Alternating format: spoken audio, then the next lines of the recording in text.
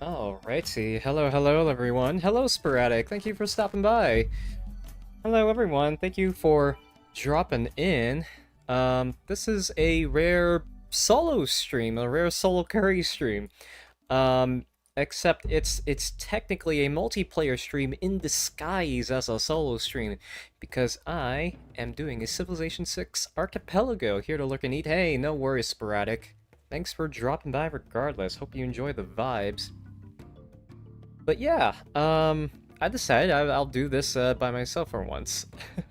Yeah, very sneaky. This is a very sneaky multiplayer stream disguised as a single-player stream. So, that's because this is an archipelago. I figured you might be familiar with it. But for the folks in the chat who are not, an archipelago is a game system where you have your items in other people's games, and the things you find in your world are things that other people need. So when I say an archipelago, I really mean I'm finding things for other people, and other people find things for me. So let's just jump right into it. This is an ongoing one that hasn't been active, or I haven't played in a hot second, so I need to make some progress on it. I'll probably get it done tonight, but I just haven't touched it in a hot minute, so... With that being said, let's jump right into it. Alright, let me move this window over to the side. Alright. There we go. Move that window over to the side there. And... Oh, I need to enable, where is the audio player here? Okay, there we go. Excellent. Alright, here we go. I am going to play as the Indonesian Empire, as Gitarja, and I'm going to give you exactly one guess as to why I'm playing as Indonesia on my archipelago game.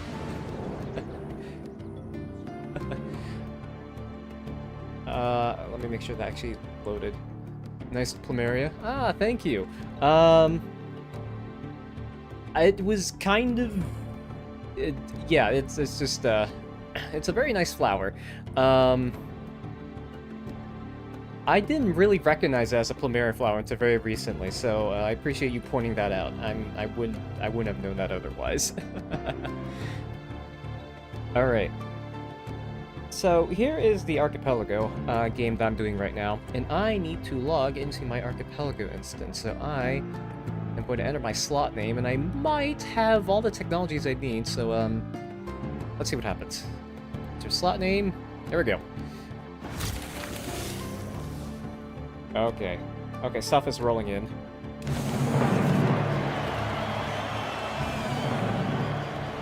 You might hear a few minutes of this, so give me a second. Oh yeah, I've gotten all the technologies. Ah, jeez, that's so loud. Okay, let me turn that down a hot second. Sorry.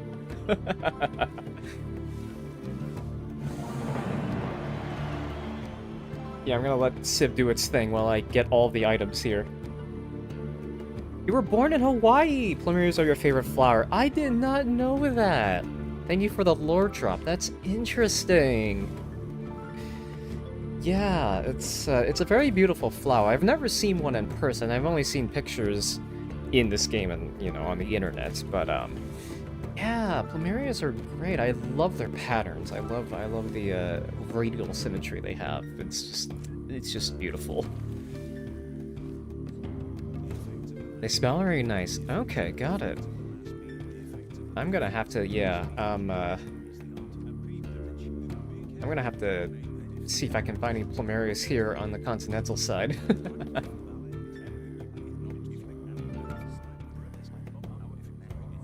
Give me 1 second to escape through everything. Okay, here we go. There we go. Alright, I can boost the game audio now. And hopefully not have it blow out our ears.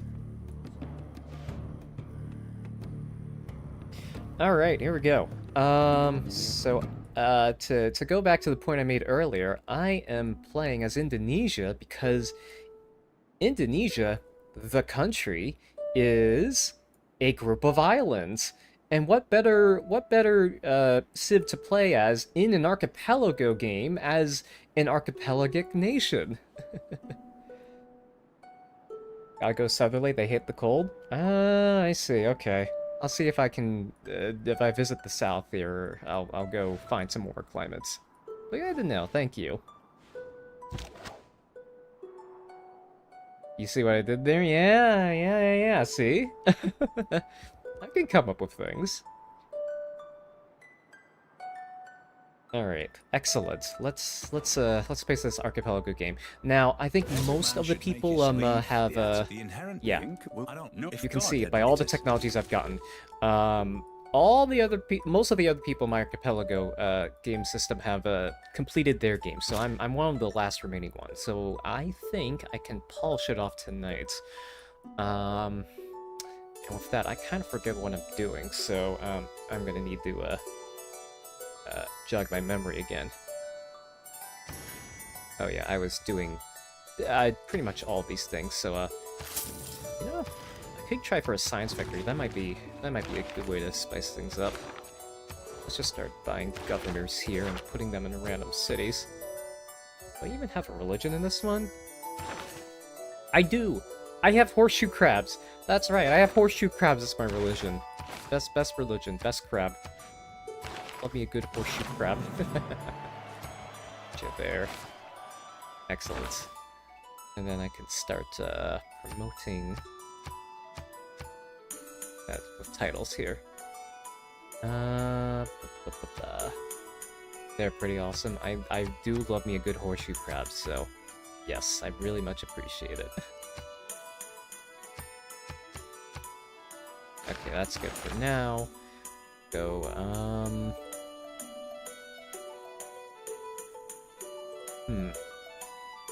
could go for digital democracy, why not?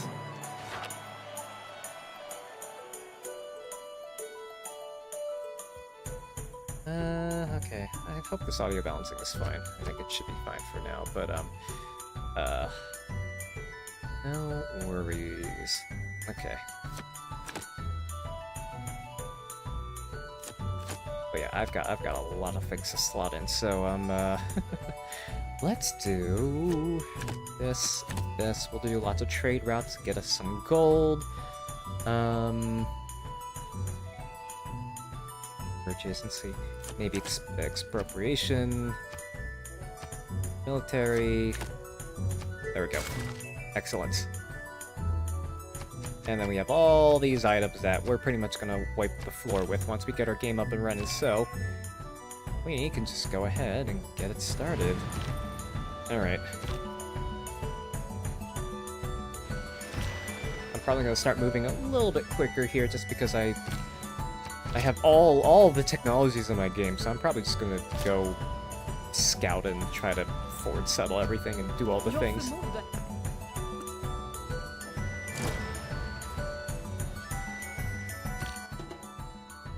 There we go, let's knock that down. Tad.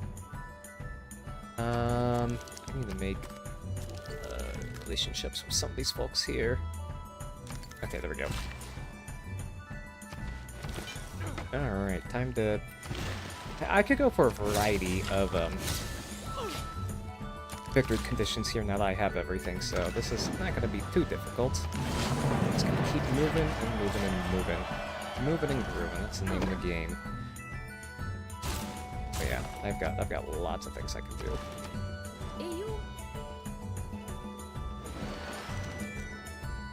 Not interested. I might negotiate my trade deals next turn here. Alright, court deals. Let's sell some luxury resources. Purchase some others. And then maybe I'll hold on to the diplomatic favor. Maybe I can win a diplomatic victory. That might be interesting. I've got lots of conditions I can go for.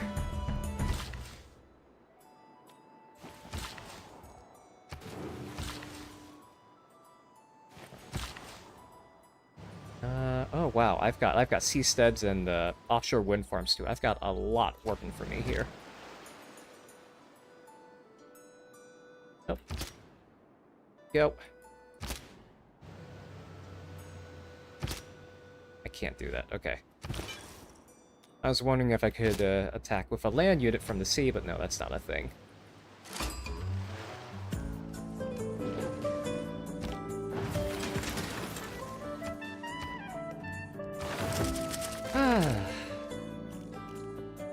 You know, I've forgotten how calm and peaceful it is streaming by myself. I haven't done it too often, mainly because, you know, if I have other friends by my side, you know, I might as well go hang out with them, instead of just doing something by myself. But sometimes I do appreciate these calmer moments. Yeah, it's not one I do very often. But I decided tonight, you know what? Let's do it. I've got a game of my own that I am kind of obligated to complete, since this is a single-player game. I've got my own volition going here, and other people are depending on me to finish this game. So, you know, so be it. This game is very chill vibes too. Yeah, I'd say this game is pretty chill. You can take this lots of different directions. Very chill, very fast-paced, and take over the world and everything. You've got lots of different directions. I could try being nice this game and seeing what happens.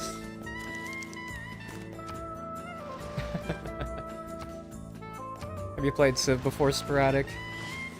Every time I bring up Civ to my other friends, they're like, they either have not played it at all, or if they played it slightly and didn't really get the hang of it. So, it's a mixed bag for most of my folks.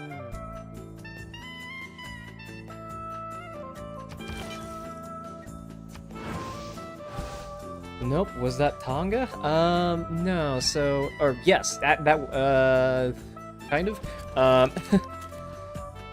We have Coupe of the Maori here, so, excuse me. I believe the Maori...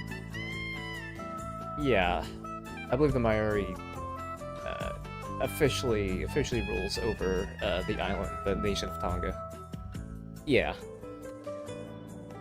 I think it's one and the same. Yeah, it's a early Polynesian culture that developed into the Tongan culture. So yeah, it's the Maori here.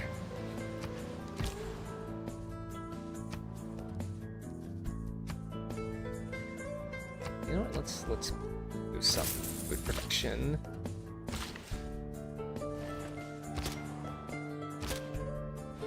I'll have you just walk around the world just because.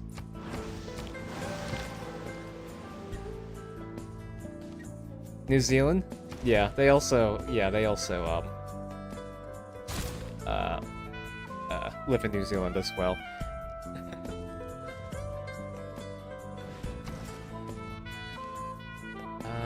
I could totally build a spaceport here, that'd be really funny, but I've got other buildings I need to build first.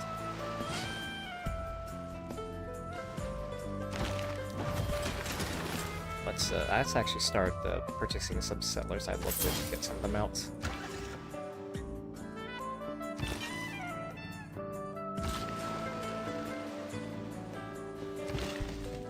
Also, building this, or playing this game, you learn a few other things about other civilizations and nations as well, so, I've been learning a thing or two. Good stuff. Alright, we'll have you just explore. Might also have you explore. Just want you to walk around. I want you to start converting everyone to horseshoe crabs, because horseshoe crabs are the best crabs.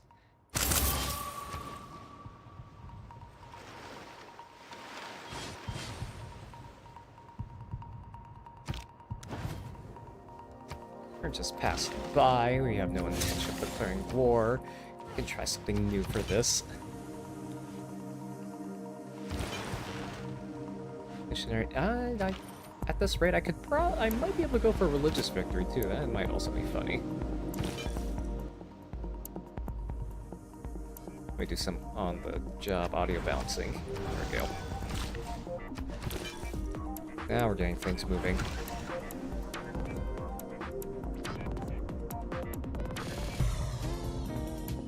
Yeah, we'll move you over here. our victory conditions are doing? Diplomatic getting off to a slow start. Religious might be able to. Might be the most peaceful option, honestly. We'll have to see.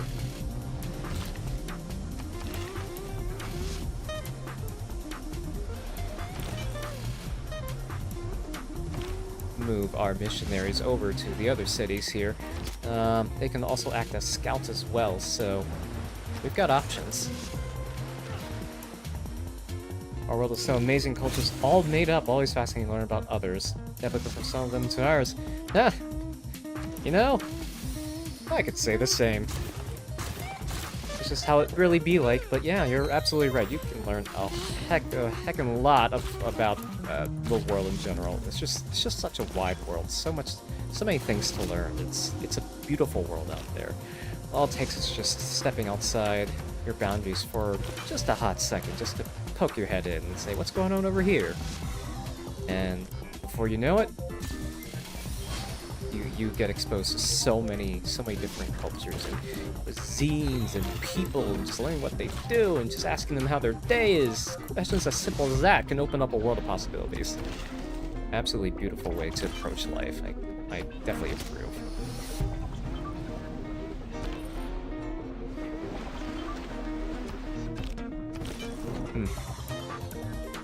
Had I had a chance, I would probably try to explore the world a bit more. We'll see how far that goes. I would love just to travel a bit and just explore what all of humanity has to offer.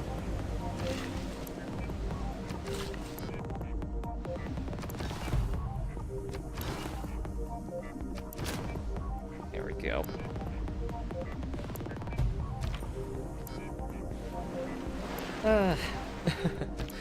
I've had the fortune of meeting so many cool people throughout my life so far, and I don't think I'm that old yet. So I'm definitely looking forward to just meeting more people and making more friends and learning more about everyone. That's kind of how I got involved in the GDQ in the first place. I just on a whim went out and was like, you know what? I don't know anything about y'all. How are y'all here? I just want to talk.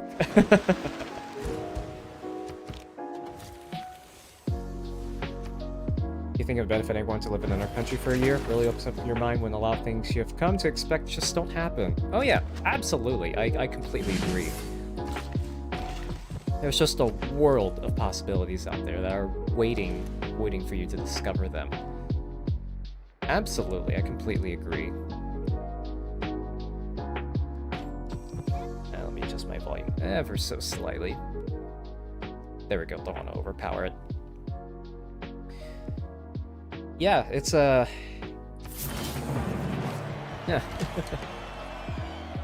Went to GDQ knowing 0 people not being speedrun, lots of very nice people. Hey, yeah, there you go. I did the exact same thing. I was like, I don't know any of these people, but I want to go meet them. That's exactly what I did. Exactly what happened. I haven't been in it for that long, but here I am now, just doing all the things with other people, and it is absolutely beautiful.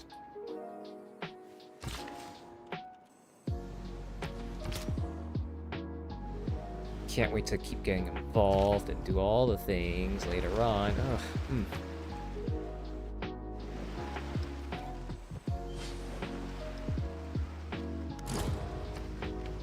Need to build a boat. There we go. What is that? Submarine? I need to get a destroyer at some point. I'll get it eventually. I should have bought it last turn, but no matter.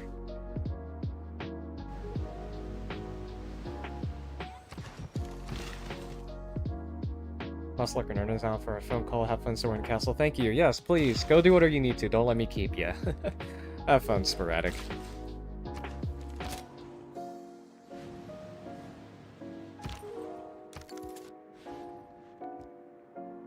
Let's see here.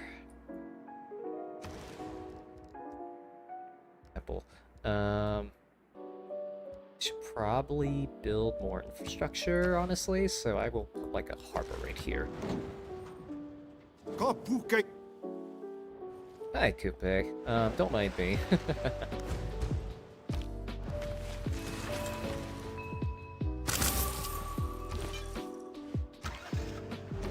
we go.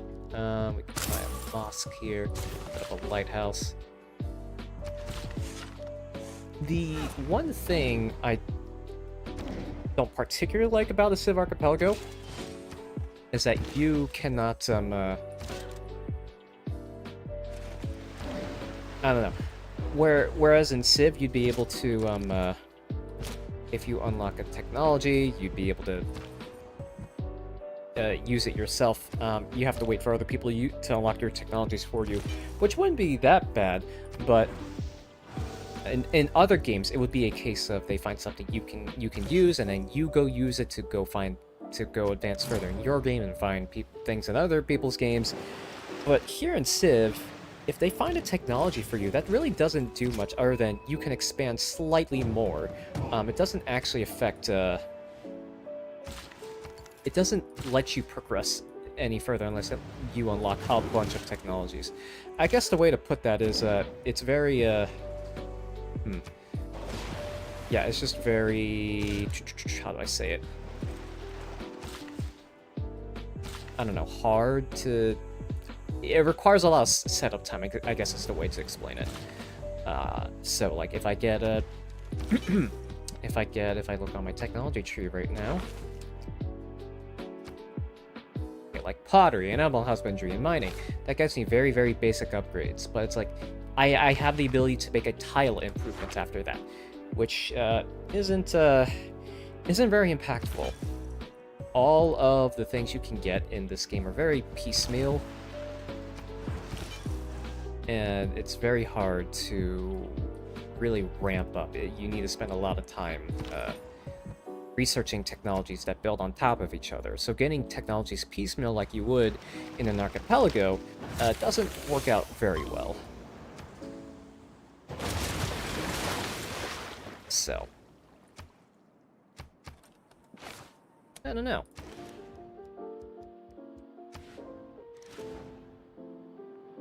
That being said, I still very much enjoy doing archipelagos with Civ.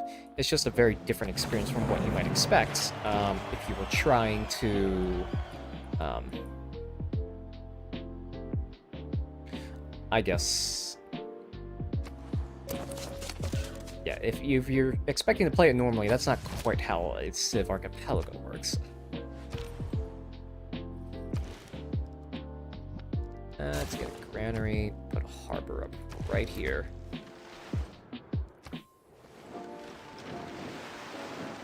Maybe I really do go pacifist here? I don't know. We'll see. We'll see how far we get. Granary, ancient walls here. I don't have most of these districts yet, so actually, let's just claim suzerainty over those city-states. That'll do us some good. Purchase us some land here. I kind of need it for my own purposes. Excuse me, France. Out of my way. That on high alert there. We move out. Build an oil well. Excellent. And then you can just keep going exploring.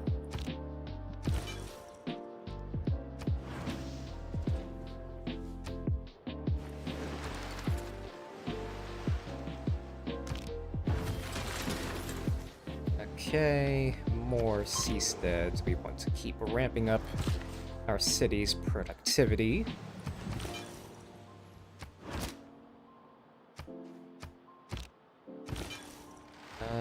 Keep converting everyone to our religion here. Yes, please, establish an embassy. Yeah, I'm probably going to need a lot more missionaries and such, so I need to grow my city so they can make more districts, so I can build more faith districts, holy sites, so I can pump out more faith and more missionaries. So I'm getting things working. It's a little bit of a progress, the mission, but I'm getting there.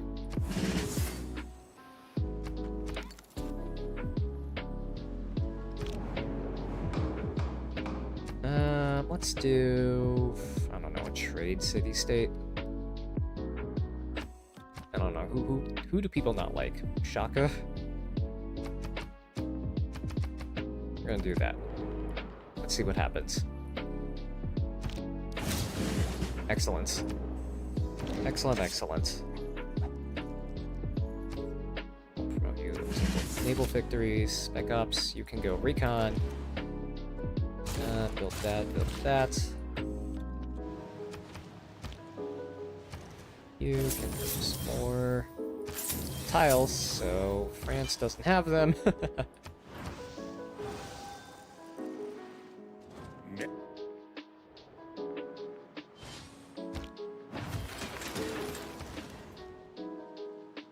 Can I? You already have a holy site. I can put a commercial hub here for no particular reason. Yeah, I don't really need this, so I need the money more than anything, so I'm gonna put that there. There we go. Horseshoe crabs. More horseshoe crabs.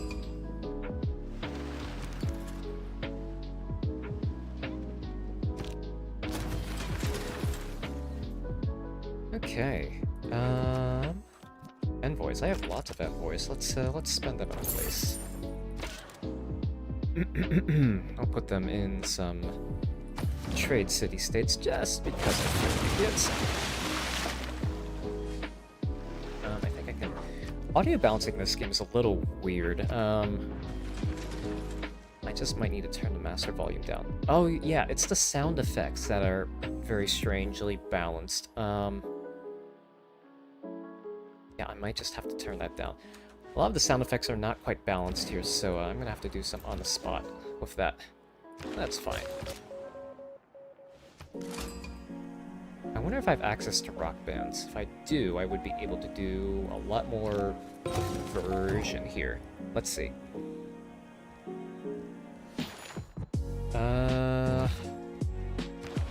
Actually, that's a civic. Let me show my tree here. I have cultural hegemony, so that's nice. Have I unlocked rock bands? That was the question. Let's look at the Civilopedia. Rock band, which one unlocks it? Cold War, okay. That's a civic. And I do have it, so am I able to buy rock bands? Where are they? Oh yeah, here it is. And then if I want to give it whatever promotion I want, I need to slot it in with the thing I want, so I might need to change my policies here. I can't change it right about yet. A lot of these I'm not really using, so I can just toss out some of these and that might be useful, actually. Start Inquisition for one apostle charge. I might be able to do that. I've started my Inquisition, right? Skyscrapers. Not really interested in that right now. Let's do this. And then let's do... I could just make a giant death robot. Do I have a giant death robot? Give me a second. I would need uranium for that, and I don't think I have that. I do have uranium. Maybe I don't have the technology for it. Nope, I don't have it. It's in someone else's game. Or maybe it's in my game, and I just can't access it. Regardless, we can throw out some of these. And...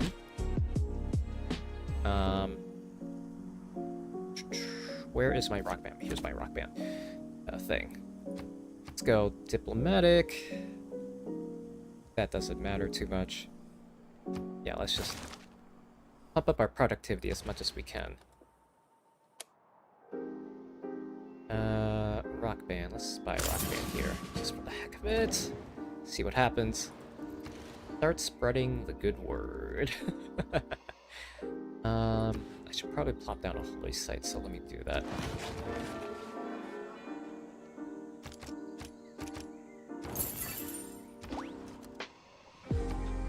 There we go. Now we're off to the races. I might actually be able to win a diplomatic victory. I've got multiple options here. I'm not worried at all about finishing this. It's just confirming which one I want to do.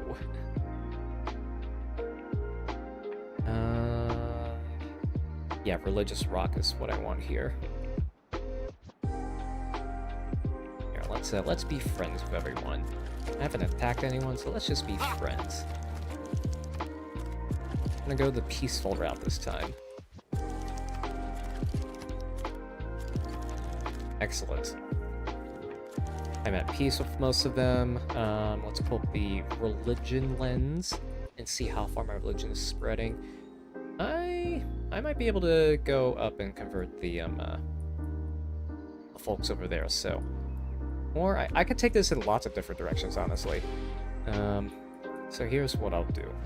Move you out here, and then... This is a wonder site, this is an entertainment complex, wonder...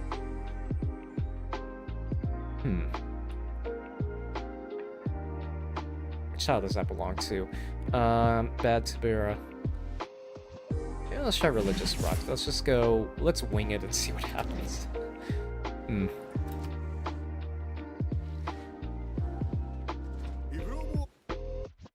Hi, Gilgamesh. Let's talk a little bit later. Speech volume can be bumped up just a little bit. Your Majesty. Okay, there we go. I'll keep that up here. I have a rock band, which is very funny. Oh, the Maori are having a little trouble here. That's not quite my problem, but I can go see what I can do.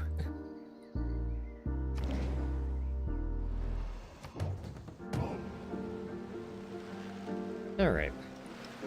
So we have our core set of cities right now. I'd be interested in seeing if I can expand any further. We'll have to see. I think I'm going to go into a heroic age next turn, so we'll see what we can make work with that. Commercial district. All right, fine. I need more money, so I'll slap down some more commercial districts. I'm set up pretty well right now, so I'm not worried in the slightest. It's just now figuring out where do I want things to be. Yeah, like I'll move that over there just for the heck of it. Submarine, you can go explore. I want you to explore a little bit. Scout, I want you to find more cities. Because I need to find more cities to convert their religions to mine. Yep, here it is. The heroic age. Excellent, excellent. Alright. Oh, yeah, I'm doing very well. So, let's say... You... You... And you. Excellent. I think with some luck we might be able to finish out the game this age. We'll have to see though. We shall see. I just need to pump up my faith production here because I need more faith.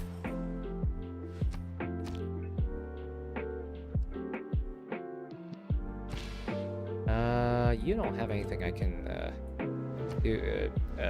play a concert here on, so I need to move cities here.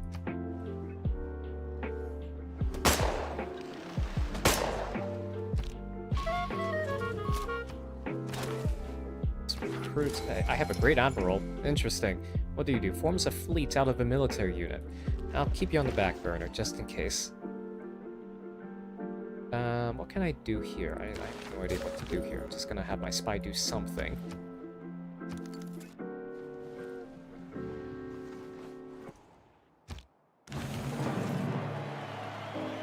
Built a harbor.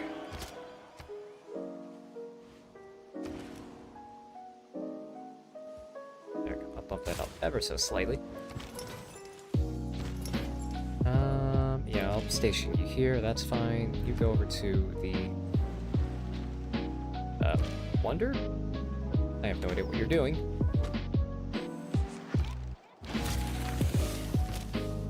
Spec Ops is taking a beating for some reason, so I'm gonna move you out of the way. Dang.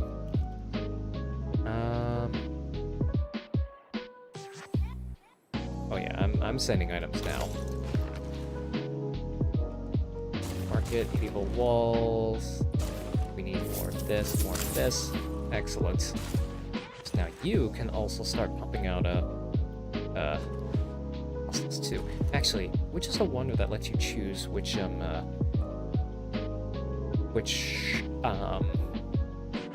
religious unit upgrade you want. There is one of them like that, and I forget which one it is. Because I just don't go for religion that often. It gives you nice buffs, but it's not a core part of my strategy most of the time. Colossus is funny. Forbidden City. This gives you another policy card slot. Which would also be funny. I can start building wonders. Oh yeah, I kind of need to start doing that, because, I am...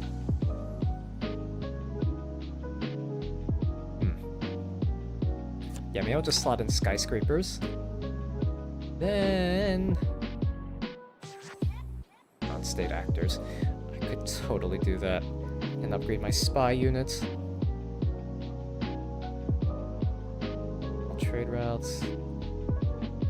Domestic trade routes. It's very tempting. Very, very tempting. I think I'll slot in the wonder card just in case I want to build wonders.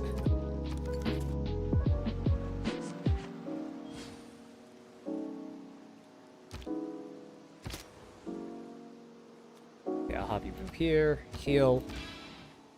We can start playing. Yeah, playing conscience. Okay, excellent. We're making this work. Yep. There we go. Establish an embassy. Then maybe find a place I can play on City before. Normal people building. Oh, I've got engineering. Excellent. I found my engineering. Yes, for some of the items you need in your game, sometimes they can be randomized into your own world, and then sometimes it just goes out of order, so that's just how it goes sometimes. I could be friends with everyone. That might be funny. Let's be friends with everyone and not conquer anyone, and be peaceful for once. That might be nice.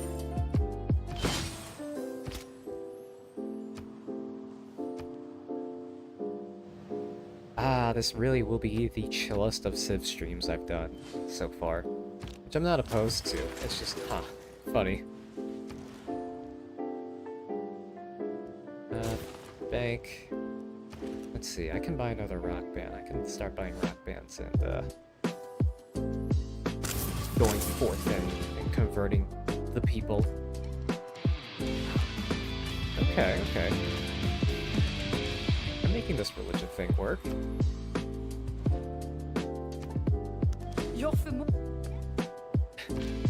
Let's keep it moving. My rock band's having great luck. I'm rolling a 50-50 on that, so I'm managing to make it work. That should be fine. Let's go find another place to rock out in. There aren't that many places, so I'll just start being a little bit more careful with where I do my things.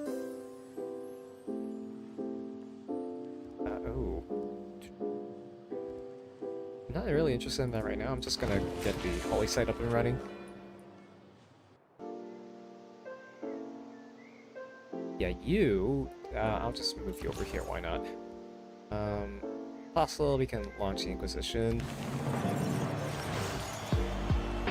For you, evangelize belief, because we need to do that. Holy Order, that's probably a good thing. There we go.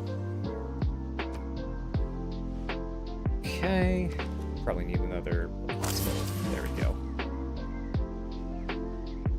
Now we get more holy sites in. We start creating more missionaries and apostles. Should be able to start rolling with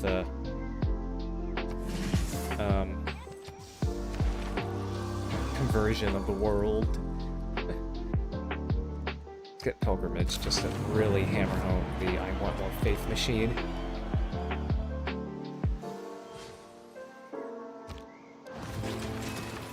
How much loyalty? Would this be enough to pressure them? I don't think so. Yeah, definitely not enough. We can start stealing boosts.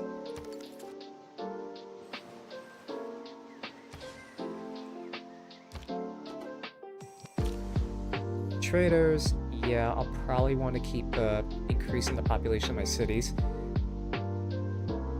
Who could use some growth right now? Mataram might need some. So I will put you in, yeah, Mataram. And then we can also build some more traders. Yeah, traders. Just get some gold builders to improve the land. We should be able to make that work.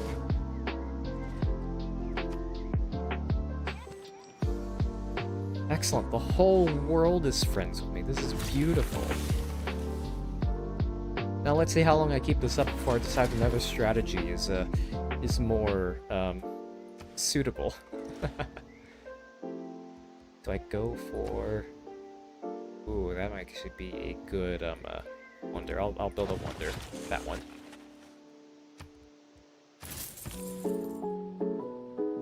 You can go to who do I want to move around here? I don't know, we'll move you to Jakarta. And then you can be in charge of just getting more money. I need that money.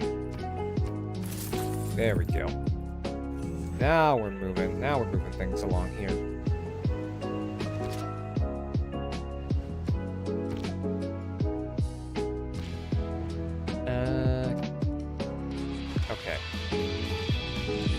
So I've changed the religion here, but that might get back converted soon, so in order to counter that, I will produce more missionaries and apostles, and we'll see what we can do with that.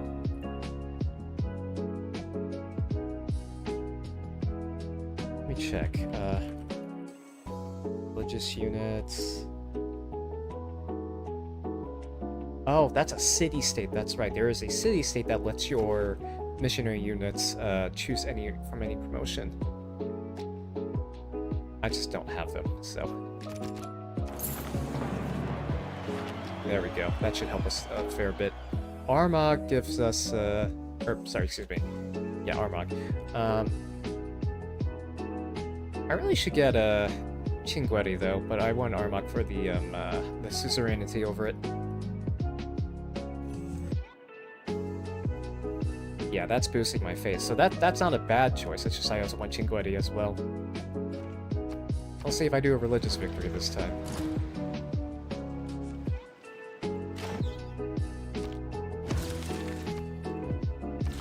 There we go, more and more and more checks. That is what this is all about. Also gold. Gold is pretty nice too.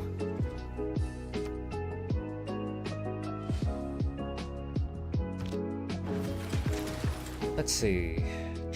Again, first district should probably always be a holy site. So let's put it down there.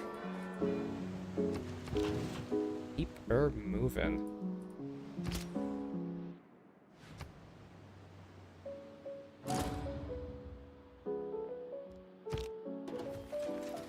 Yeah, this is gonna be interesting.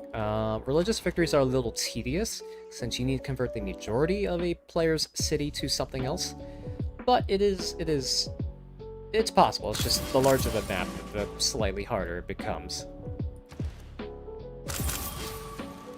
Here we go. Lighthouse, ancient wall, sewer. Little solar farm there. You know what? Why not? That's funny. There we go. We'll ask you to explore.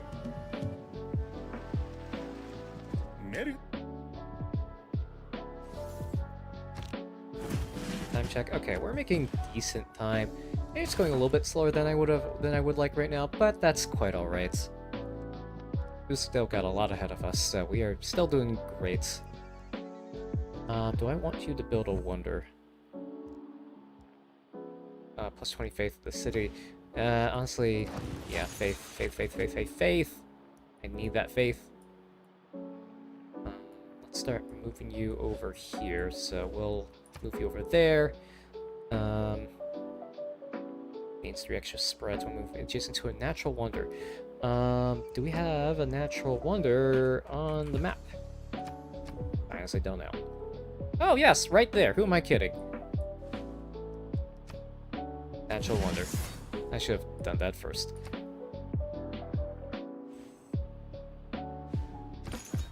Move you up here. Natural wonder.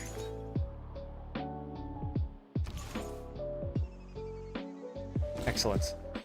We should be rolling now. Apostle, that's fine. We can plant solar farm here, why not? Alright, missionary. Time to go convert cities.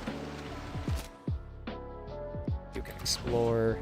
Destroyer can probably also just go explore, just for the heck of it.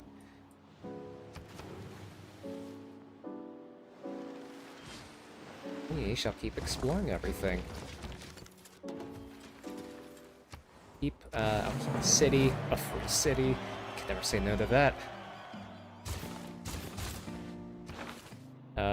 Create merchants. Excellent. This one already has a holy site in the harbor, so the next choice of district is really up to me. Or I could just go really funny and start building wonders like there's no tomorrow. I've got that card up, I could totally do it.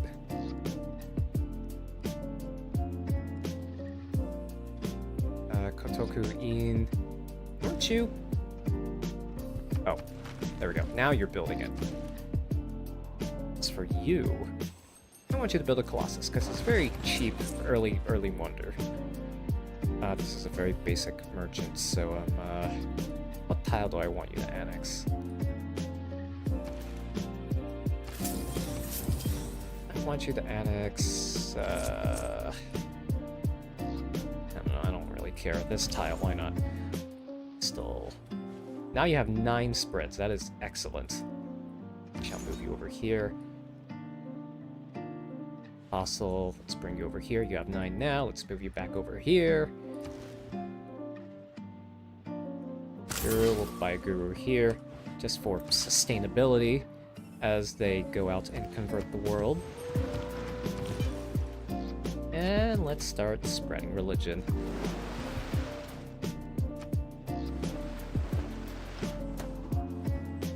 I've got a scout here.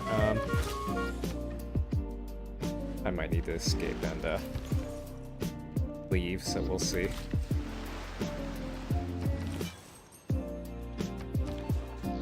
Excellent. Note that spy. This spy's not really doing anything important, I'm just having it do random tasks, random side quests.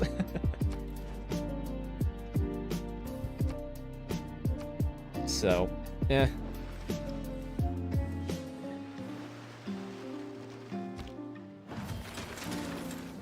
As for you, I can just plop by a holy site right now. That would not be the worst idea. So there we go, holy sites. And then we'll have you build a mosque. And then from there, flood barrier, and then all the essentials. Destroyer, again, go search the world for no particular reason. For you, how much loyalty does Amboise have? Not much. I might be able to push it if I... Maybe not soon, but... Well, maybe soon. Okay, let's move you to Amboise instead. And see what comes of it. Missionary. There we go. Let's just keep the train rolling here. You need to back up a bit before you die and something happens to you. Oh, how many boosts do you get? Oh, you got 3 tiles. Okay, I didn't know that.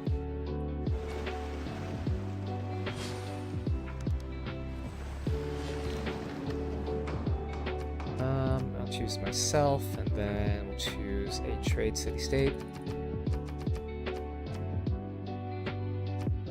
We'll do that. See how far I get.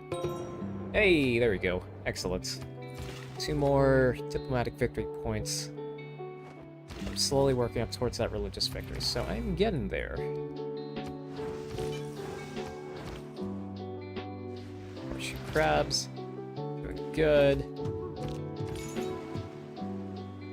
Hostile, we can just start converting some of the Zulu cities here.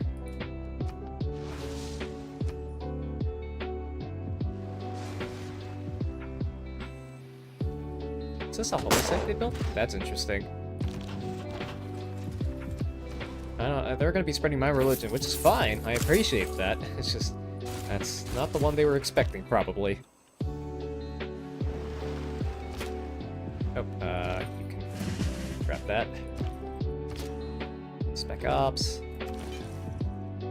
Missionary needs to move in.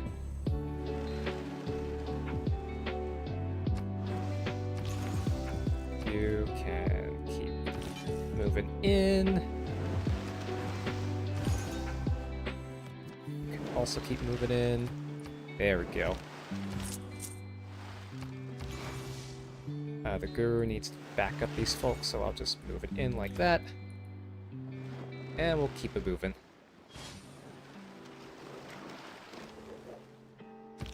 Yeah, honestly, the destroyer needs to keep scouting. You can tank that hit, that's fine. I don't think you're in too much danger there.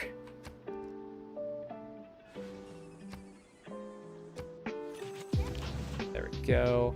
You just go, that's fine.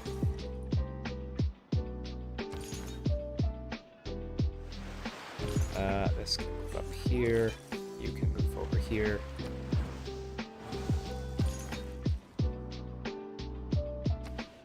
Nope, convert. Oh, I needed to convert the other way. Move you over here. Move you over here. Guru needs to go back it up. Oh wow, that's a lot of them. Okay, that's fine. That is fine.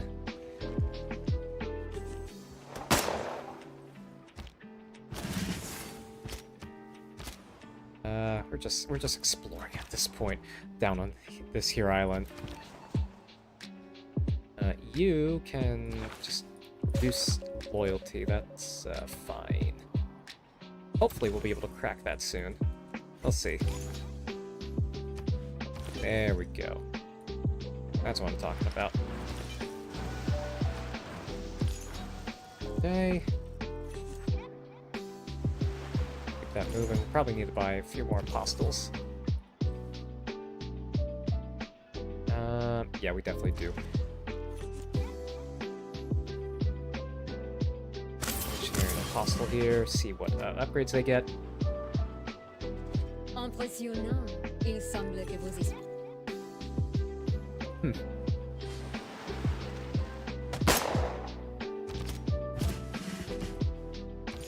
There we go. Apostle, what upgrades do you have? Can spread religion 2 extra times. Apostle operates as a medic. Yeah, let's just. I needed to spread religion and do that, so we're just gonna keep going with it.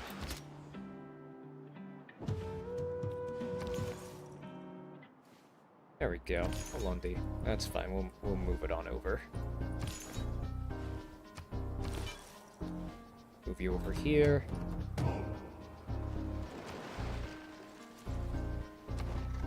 At this rate, I might be able to win a religious victory in the next couple eras.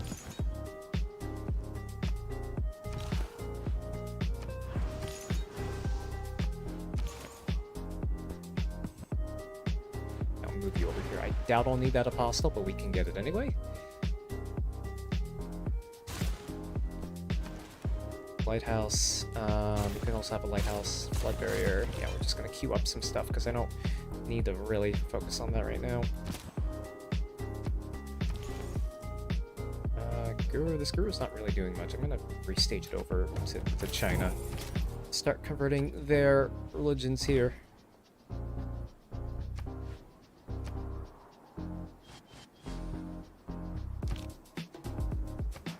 Send the envoy. Oh yeah, I've got enough envoys now. There we go. That should help quite a bit.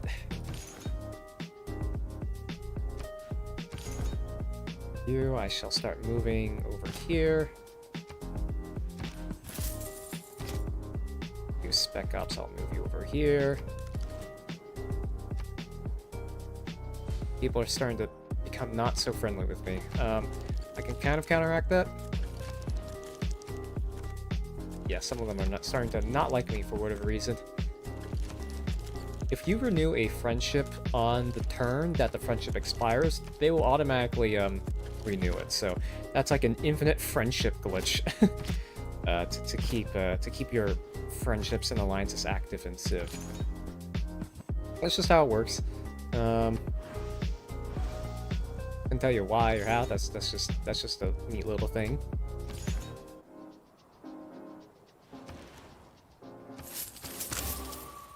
That up. Flood barriers for ancient walls. I'm getting a decent number of faith at turn 332. This should be a decent momentum for me to keep proselytizing. We'll see how far we can get with it, though. At this point, though, just keep buying. Just keep buying more missionaries and see how far we can get with it.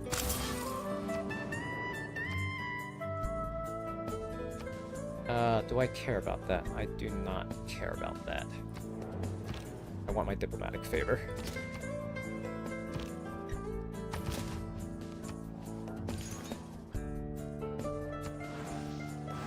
Hey, Damon! Thank you for stopping by. Thank you for the 6-month resub. I gladly appreciate. I greatly appreciate it. Yeah. Thank you so much.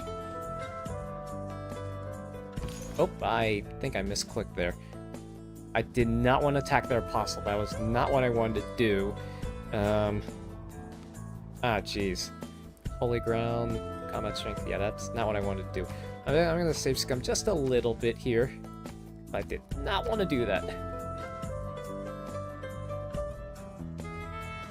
It's been a hot second since I've heard from you, Damon. How you doing?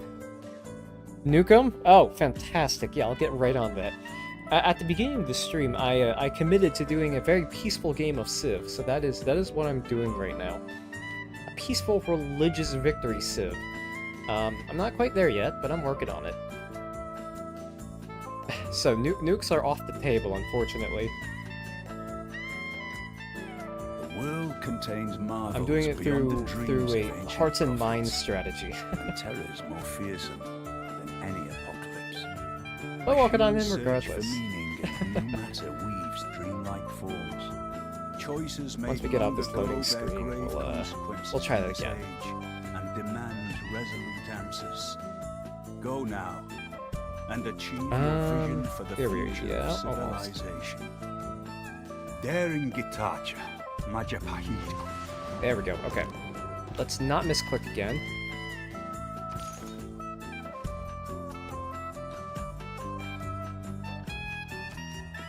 Okay, do that.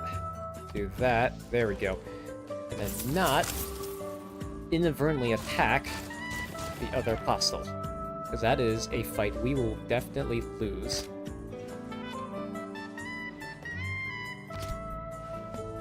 Been a rough day. Got a new washer since your old one died, and while you were unhooking it, you found out the hard way that the valve that shut off didn't work, spraying hot water everywhere while you fought to reconnect it while water was coming out full force. I see. That is a little unfortunate. I'm sorry to hear that. Hopefully you have a functioning washer? Hopefully, maybe? Only a hope.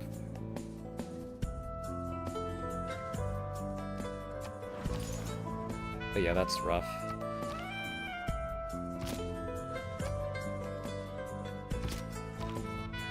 I don't think I've had the pleasure of that experience yet, so I've been preserved. I've been saved for now.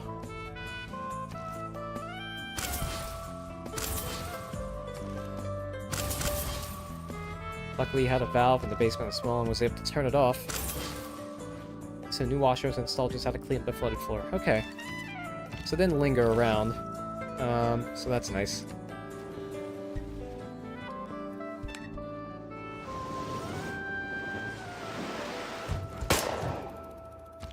With self-government is... Hey, okay, I built a wonder. What does that get me again? I forget. Wonder. 100% diplomatic favor. Yep. Excellent. Why are people unfriendly with me? Grievances from other players. I see. Yeah, that'll do it.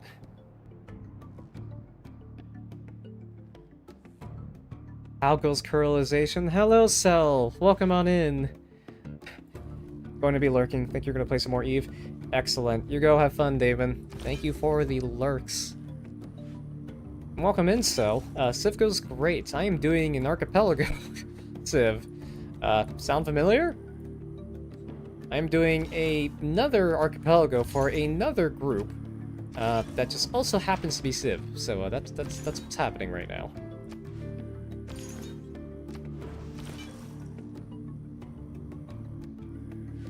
Alright, let's keep her moving here. Missionaries I'll send out here. Yeah, we're gonna move some of these out here.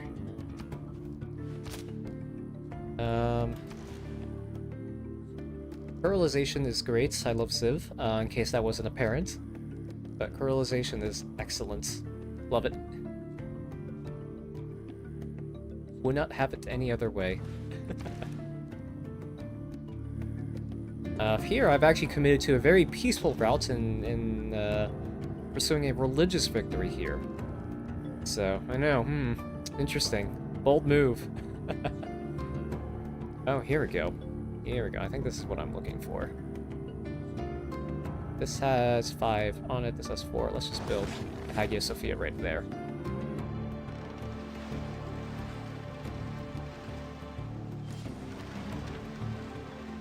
Yeah, so the world isn't quite liking me for spreading religion, but this is what I've committed to, so here we are.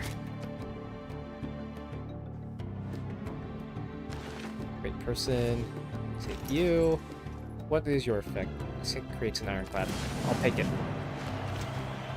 Ironclad also upgraded to a destroyer, because why not? Hostile. There we go, okay. That should be good now. Yeah, the Zulus are now fully underneath my fold, so we're doing good, You here. Start converting. Religions here. Religious victory, yep. Yeah, we're doing good, Just gotta keep pumping out more religious units and converting cities. That's all it takes. Open borders? Yeah, why not? And open up borders with everyone. That's fine. That's how that works. You're chilly from your trip home, but nothing some tea won't fix. Got it. Got it. Excellent. Glad to hear that you have a cup of tea. Hostile, I can have you over here, that's fine. You are a spy, you can continue the linguist promotion. You, we'll take that from the topmost route here. Singapore. You know what, I'm gonna send it to Singapore, there's no harm in that. As far as you, what are you gonna make? More wonders?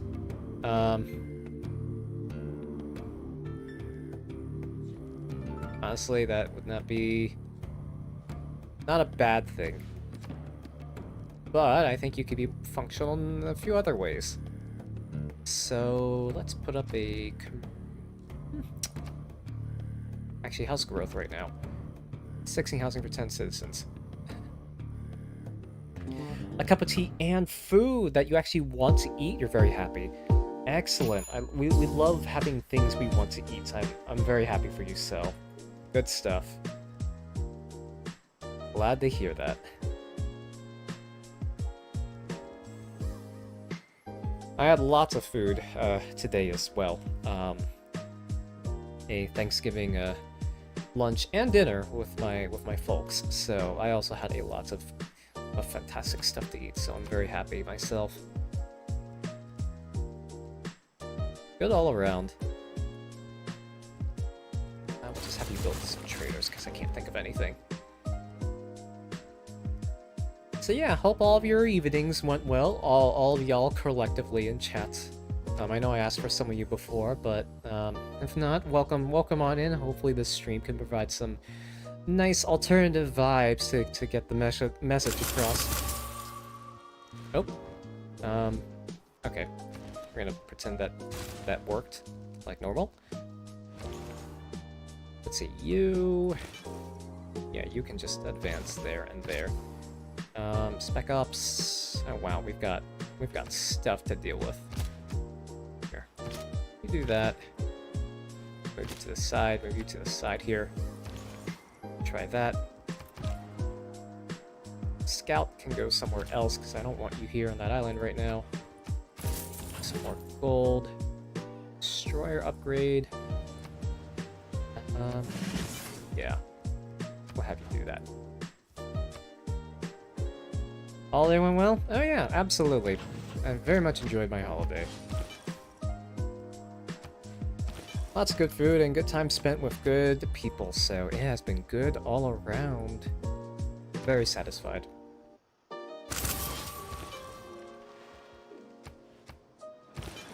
Would not complain.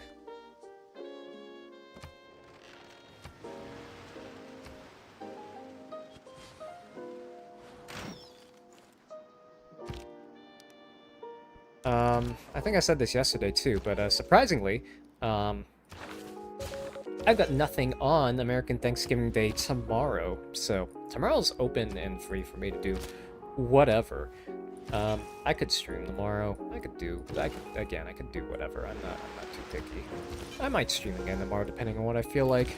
It might be fun to start clearing out a backlog of things I want to do on my own stream, without the undue influence of everyone else. We'll see. We'll see.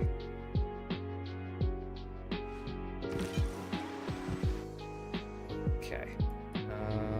You need to start moving over here because we need to start converting these cities. Missionary, yeah, you also move over here. Destroyer, missionary. I'm actually gonna station you right here in case that Maori missionary decides to do something. You can just start moving over here. So, good stuff all around.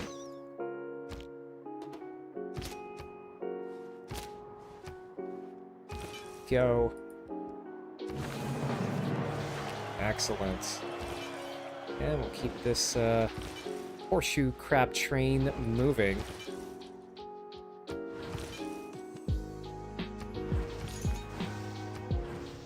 we go. Doing good. Yeah, I'm gonna need to send some more missionaries over that way, so that I shall do.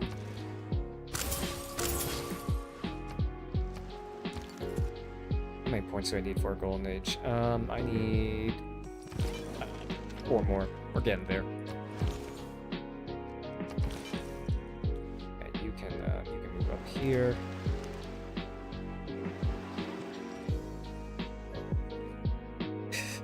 Not spending much time on research. Yeah, unfortunately, I'm going the religious route.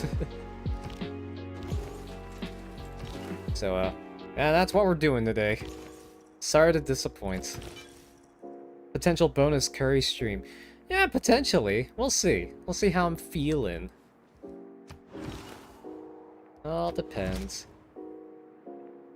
A could do it, I could not. And it's all how I feel. Alright, let's move you over down here to Egypt, because Egypt is gonna I actually need to convert you as well. But let's start moving that way. You need to move over here, you need to convert over here.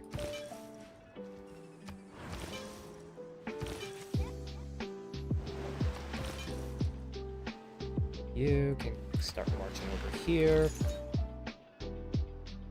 Hostile. There we go. Destroyer, you can just go explore, I don't care. Is this a solo archipelago or with others? This is with others.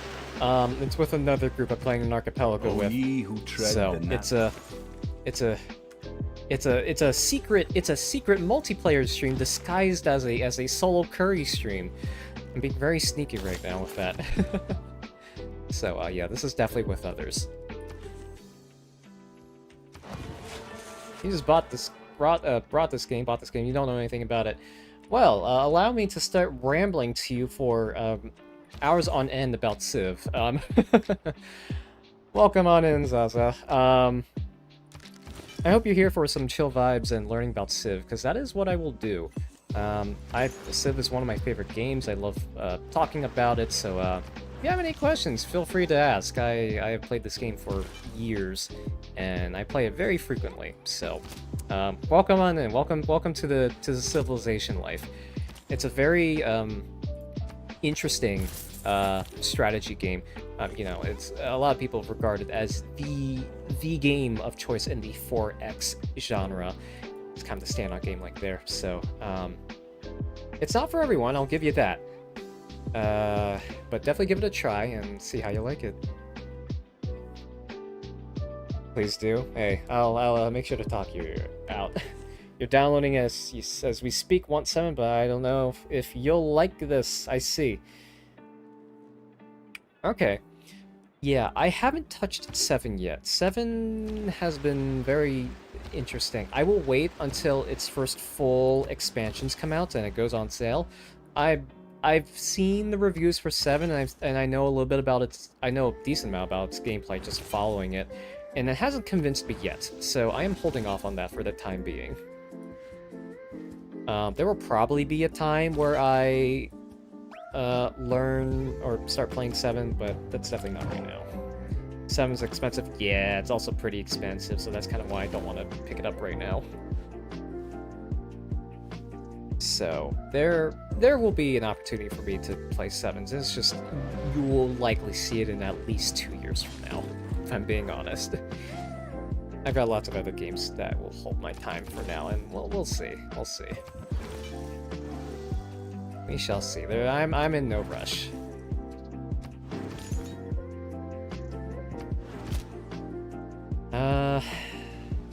But yeah, I am very fond of 6. I used to play a lot of 5 and a lot of 3 back in the day.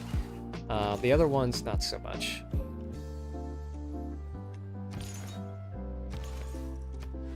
So what is this game about? This game is about, quite literally, developing a civilization from the ground up.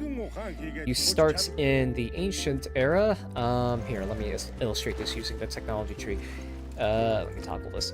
You start in the ancient era knowing, only, nothing. And you research a bunch of technologies throughout the various eras in human technological history, all the way up through the modern, atomic, information, and future eras.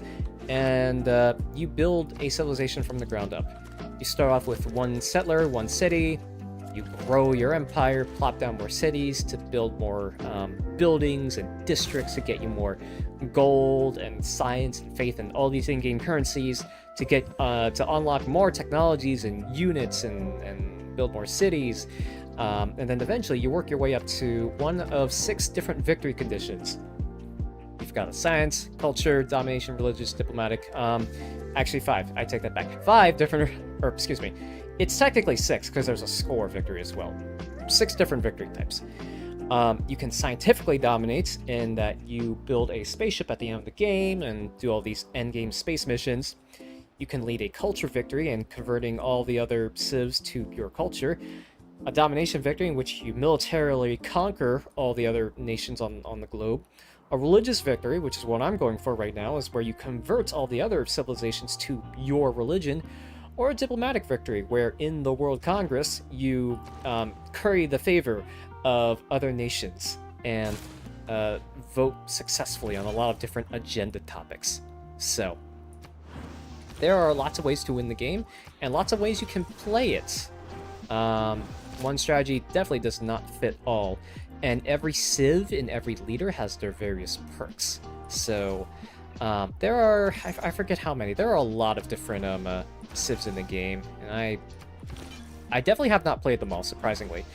There are lots of different ways to play the game, and yeah, learning how to go about it. So you've got options, and lots of different ways to play the game.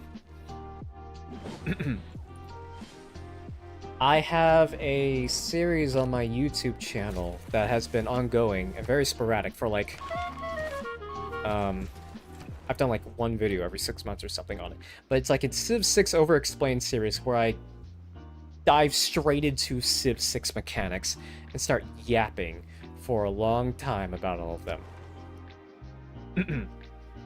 So, if you're interested, you can watch those. Those are like hours-long streams, so I don't recommend it unless you really have time to kill. But if you catch me live on streams like this, I'll happily answer any questions live on the spot. I'm very, very happy to do that. Is this multiplayer you watch? Excellent. Yeah, it's on my YouTube channel. I've got lots of other videos in there, but if you search for Civ 6, Civilization Space VI, you'll find all my Civ videos. One of them being an over-explained series. Literally, if you type over-explained, you'll find it. Civ 6 can be enjoyed solo or multiplayer. This is... You've caught me in a very weird game mode. I am in an Archipelago instance, and what an Archipelago is I'm playing with lots of other people that have other games up and running. But the catch is, the technologies here in the technology tree, and the civics I have in my world, I can't research them myself. My friends in their games have to find it for me. My technologies are in their worlds, their games. And consequently, in my game, if I open up the tree here, I am finding other people's technologies here.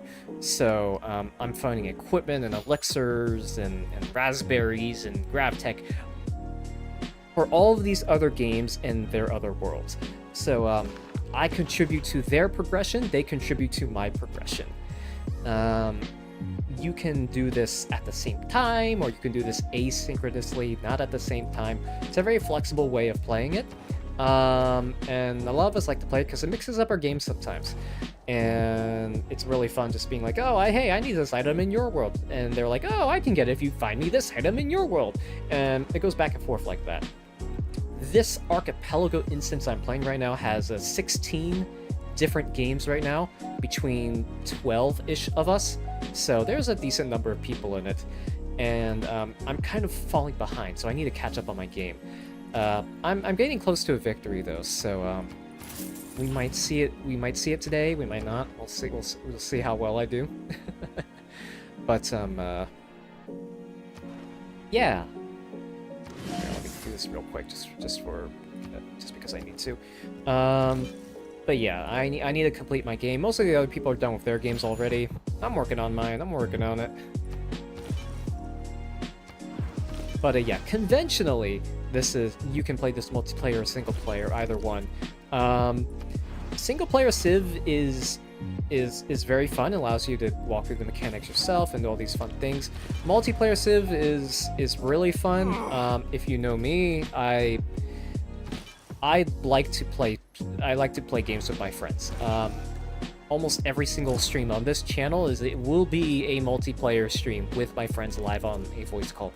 This is a very rare solo stream that you've caught me in, so or solo, quote unquote. However you regard being an Archipelago instance. But yeah. You only like to play multiplayer? Oh, perfect! You fit in well with me and my playstyle. Yeah. Almost every single stream I go through is a multiplayer stream. I love multiplayer games. I love playing games with my friends. So that's what you'll find here. If you look on my YouTube channel, you'll find all my past VODs and there you can look up what games I like to play, what antics I've been up to. I play games like Helldivers 2. Helldivers 2 is a very big one of mine. And I can go on and on and on and on. I've got lots of different ones. I played a lot of Lethal Company. I played a lot of Among Us. Lots of roguelites. Some strategy games. Yeah, we've got a lot of games under there. So I like to call myself a variety game streamer. Even though my friends and I like to stick to a core set. But yeah. I enjoy the time I spend with my friends. That's kind of the vibe I give off. That's kind of my aesthetic, so... There you go. Need to buy a lot of missionaries here. I need to proselytize more than I've been doing so far. I'm closing in on a religious victory. I need to convert 3 more civs to my religion of horseshoe crabs. I love horseshoe crabs. Horseshoe crabs are the best crab. So, yeah, I just need to keep going at it. See, this missionary will go this way. This missionary will go probably also that way, too. This missionary will, Oh, interesting. That should turn back to normal soon, so... I need to convert Egypt. I think Egypt is my biggest religious rival here, so... Everyone goes east, towards Egypt. I've converted most of the other nations, empires on the planet. I just need to work on Egypt now. Okay, excellent. Horseshoe Crabs is on this island now. Doing excellent. And then I'm working on going out west as well. Just play Rust right now. Got it. I've never played Rust. I heard it's a game that'll suck away a lot of your time. I've just never got into it because I haven't had people who wanted to play Rust, so I just never thought about it. But sounds interesting. Maybe. I don't know. Maybe some of my other friends encourage me, then we can think about it. Oh, hi, noob. Hello, Pro Poke Noob. Welcome on in. Thank you for the follow. Yeah, I'm playing an Archipelago right now, noob. Would you look at that? Happy birthday, noob. I think I said it to you before, but again, happy birthday. How's your Archipelago going? I know that's an ongoing thing, and I don't know how many people you have there. So how's your Archipelago going? Your life is Rust right now, Zaza? Yeah, that's what I would expect from people who play Rust. That's honestly my impression, that you get home from work or school every day and you log on to Rust and see if anyone's pilfered your base yet or done something funny. And then you go out, do whatever you want to, try to gain more resources, harvest more resources for yourself, and keep the cycle repeating. So that's my impression.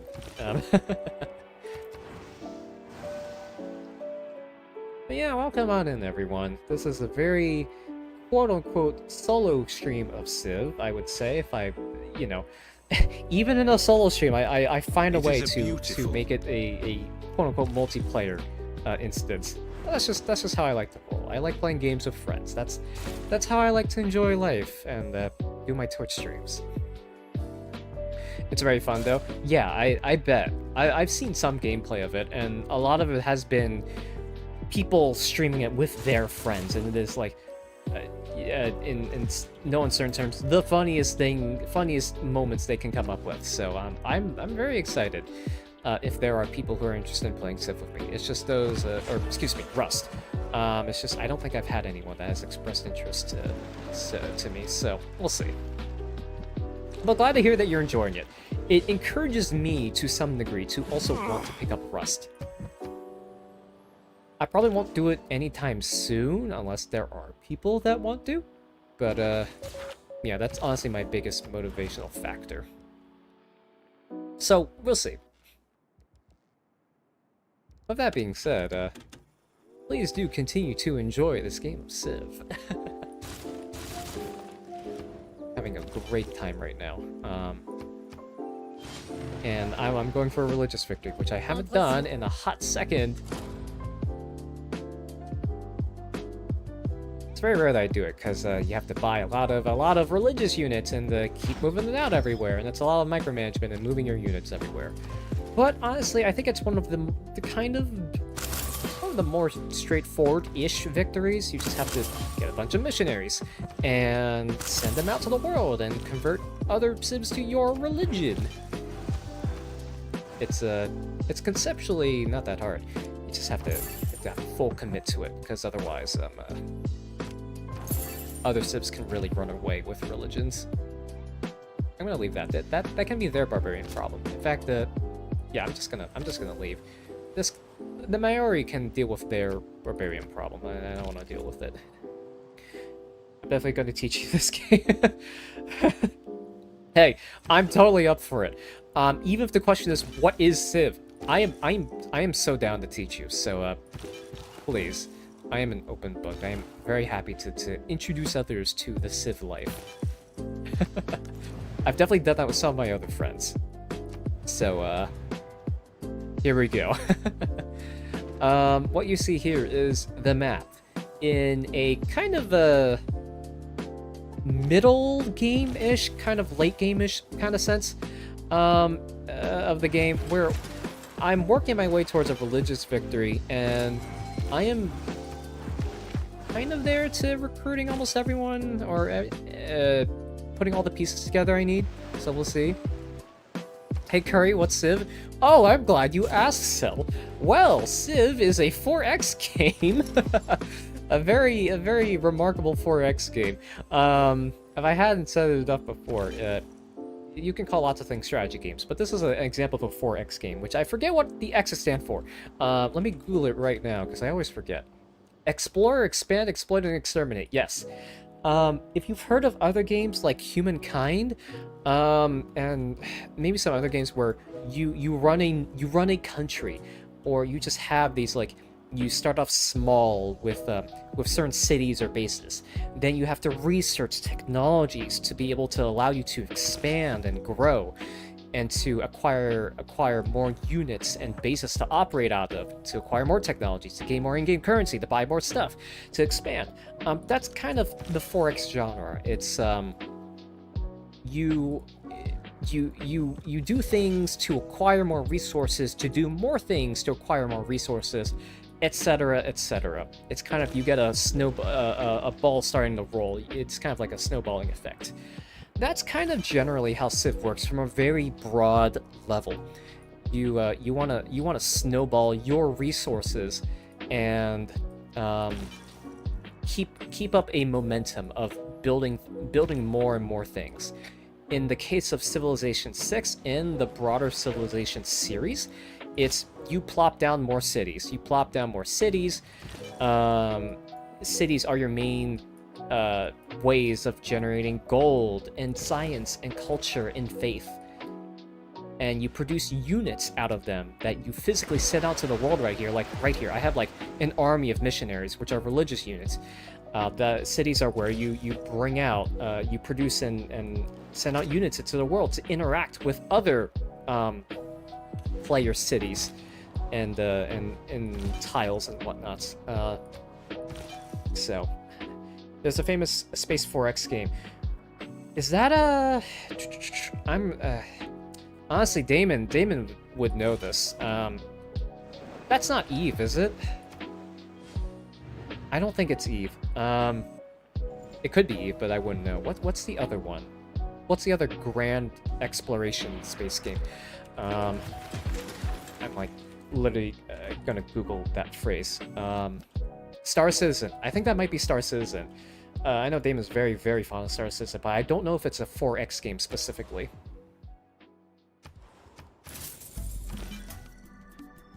Hey Damon, if you're still listening, Let me know what the proper category for that is.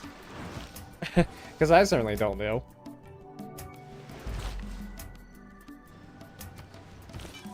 Stellaris! That's it. That's Stellaris. There we go. Thank you, Cell. Yeah, I've definitely heard of that one, too. I think I've been encouraged to play all three of those at some point in my life. So, you definitely get a lot of that at some... maybe one of those games at some points. I don't know. We'll see.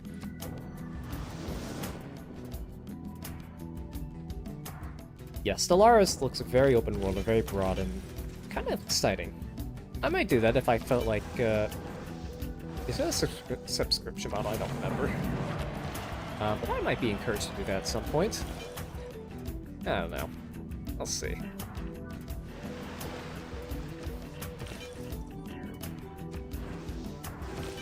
We're almost there. There we go. Okay. Basically, the way religious effects work is, it has an area of effect. Every city that has a religion will passively, automatically, spread that religion to adjacent cities. So the more you can create a bubble or a sphere or core of cities that have that religion, the more they will apply pressure to neighboring cities. So here, these are not my cities. These are cities of the Babylonian Empire here, or excuse me, the Sumerians. But even though they're not my cities, because they follow my religion, they will automatically apply their religious pressure to other cities that don't have that religion. So right now you can see this city's predominantly Hinduism, but my religion of a horseshoe crab, it will eventually convert to horseshoe crab because of the nearby presence of all these other cities that are following horseshoe crab. So eventually it will get there. So that's why you generally want to push out religious units and convert cities adjacent to each other. It's not only easier, but it helps stabilize the presence of your religion. You don't want to go out converting pockets of cities, or one city here, one city there. You want to push out in a wave to make it more consistent. So that's kind of what I'm doing with. I'm sending out waves of missionaries right now to do the conversions for me. Just like that. I'm out of faith, but that's fine. We'll wait. We'll keep moving. So yeah, that's what I'm talking about when I'm referring back to the snowballing concept. With games like these, you build up the resources you need to snowball your way into a victory. In this case, I'm snowballing my faith output. I have 457 faith per turn, which is a lot of faith. That's a lot. That's nothing to shake at. So because of that, I am able to more quickly produce religious units to send them out and convert other cities to my faith. Egypt might be a little bit of a bump in the road, but it should be fine. I should be able to get this nailed down pretty quickly here. It'll take a little bit of time, but I've got time. That's fine. Yeah, like cities flip when a majority of their citizens follow a specific religion. Excuse me.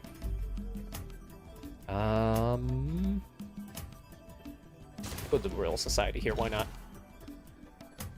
Yeah, I'm gonna send more and more religious units over to Egypt's side because they have a very strong religion, or they're starting to convert other cities to their religion, so I know their faith output is pretty strong. I need to counteract with my own. Oh, these are spec ops. I don't need you. You can go wandering the globe for all I care. Again, this is not a military run. Most of the other Civ games I play are you just conquer all the other cities with military might and military units. This time I'm trying something different. Something I do very often, which is a religious victory. You might say that I'm bouncing back and forth between a lot of my units right now. Try not to get too distracted by that. It seems overwhelming. There's lots of icons and units and cities and all these other UI elements floating across the screen. But I can narrow in on one at a time if you'd like and start explaining things. But basically what I'm doing right now is give me 1 second. I need to load on this. I'll put in 9 points there, and then I'm being very big brained right now. I need to look at what things people have. Maybe I'll put that to Wales, I don't know. 3, 4, 5, 6, 7. Okay. What was I saying before? Yeah, I can hone in on one thing at a time, and that's fine. But, yeah, I've explained the religious victory to some extent. Explain, what can I explain? This is going to turn into part 3.5 of my over-explained series. It may very well end up being that. I don't mind. I don't mind that at all. It's just really funny to see how that pans out. Alright, I'm gonna move this away and see what happens. Yeah, I need to move you in here, start converting other Egyptian cities. Because Egypt has a lot of faith output. Their religion, they're gonna need more missionaries to come on over. There we go. Now I can move you over here, because why not? Spec Ops, I need you to explore. Teach us? Hey, who would I be if not a very fond teacher of things I am passionate about? So that I shall keep doing. Let's see, what's next? So Egypt is on its way to being converted to horseshoe crab. You win a religious victory if if your religion becomes the predominant religion in every other civilization. And as you can see here, religion is predominant if it's followed by more than 50% of the cities. So if I hover over Egypt's plate right here, they have 7 cities. That means I need to convert at least 4 of their cities to my religion to be considered religiously dominant over them. Now, generally you can get away with that for the victory condition, but what I like to do is convert all of their cities, because if they still have some cities standing of their own religion, they can convert their own cities back. So you pretty much have to wipe their religion off the map if you want to sustain your religion in their civ. That's kind of how that works.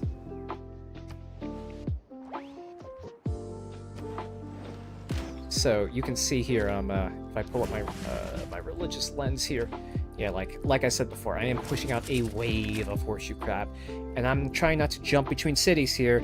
I need to convert groups of cities together so that they can reinforce each other, and then also apply collective pressure upon cities that do not share that religion.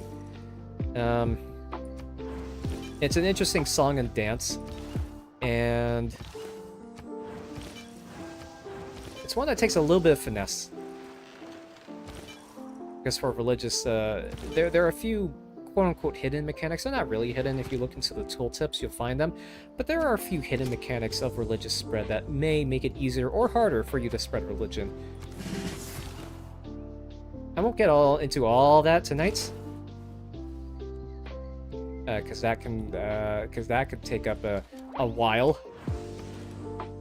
But essentially, if I hover over some of these, and I have some UI mods that give you some more information. If I hover over my city of Göteborg right now, there are a total of 3 followers in this city. Each person in the city follows a religion or doesn't follow a religion. So I have 3 followers out of the 4 total population of the city. Because 3 is a majority in the city, that means the city follows my religion. There's 1 other person in this city that follows Protestantism. I cannot pronounce that word. Which exists, but I don't need to convert that last population. Because I have a majority of the people in the city already following my religion, that's all I need. So I don't need to worry about covering the city anymore. As you can see, it's orange, it's my religion. I can move on. I can consider that a city that has my religion now. How colonial of me? Yeah, that's kind of how things go in Civ. Is you sort of start ending up going full colonial on the expansion part of playing a Civ game. The easiest way to progress in Civ is to take other people's stuff, because they built it, and if you take it, that stuff becomes your stuff now. So, ta-da! You've gained a lot of resources for investing relatively little. if you decide to take it by military force.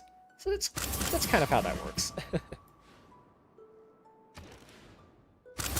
That's why most of the games that I play end up being a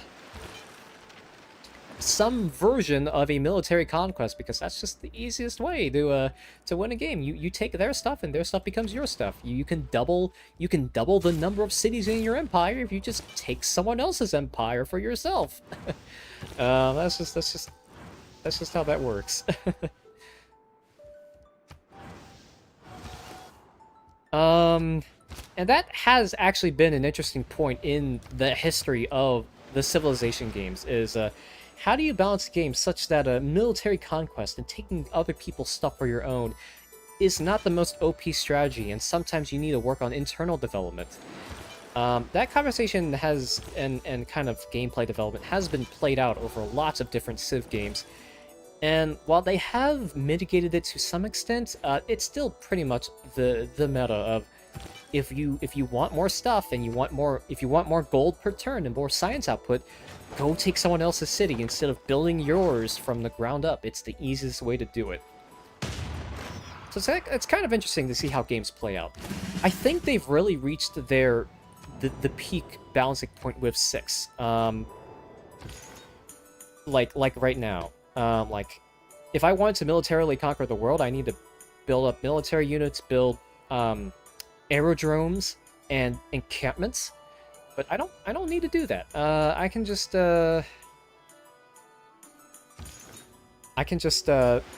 build more religious districts. They can manage their own cities. I don't have to micromanage their cities. But if I convert them to my religion, that's it. Now that they do their own religion, their passive religious spread will do the work for me. So it's kind of an alternative. It is kind of sort of like a domination military type victory, but you don't need to invest your own units and coordinate military formations and spend resources and production. You spend faith, which is an entirely different currency. And beyond that, you can just you can use your production for other things like internal growth and development.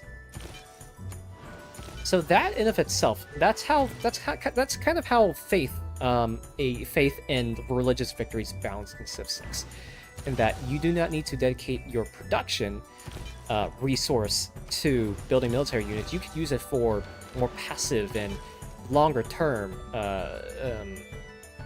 development, and then you can spend faith in its place. So those are two separate currencies you can manage independently of each other and don't need each other to grow.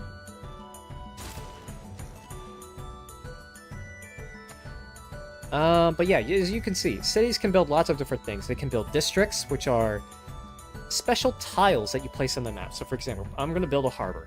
As you might expect, a harbor goes on water. And harbors are good for making money and making production. So they're a pretty good district if your city is close to the coastline. Most other districts you put on land. Aerodromes, commercial hubs, theater, squares, industrial zones, all the other sorts. It's mostly just a harbor and water park you put on the water.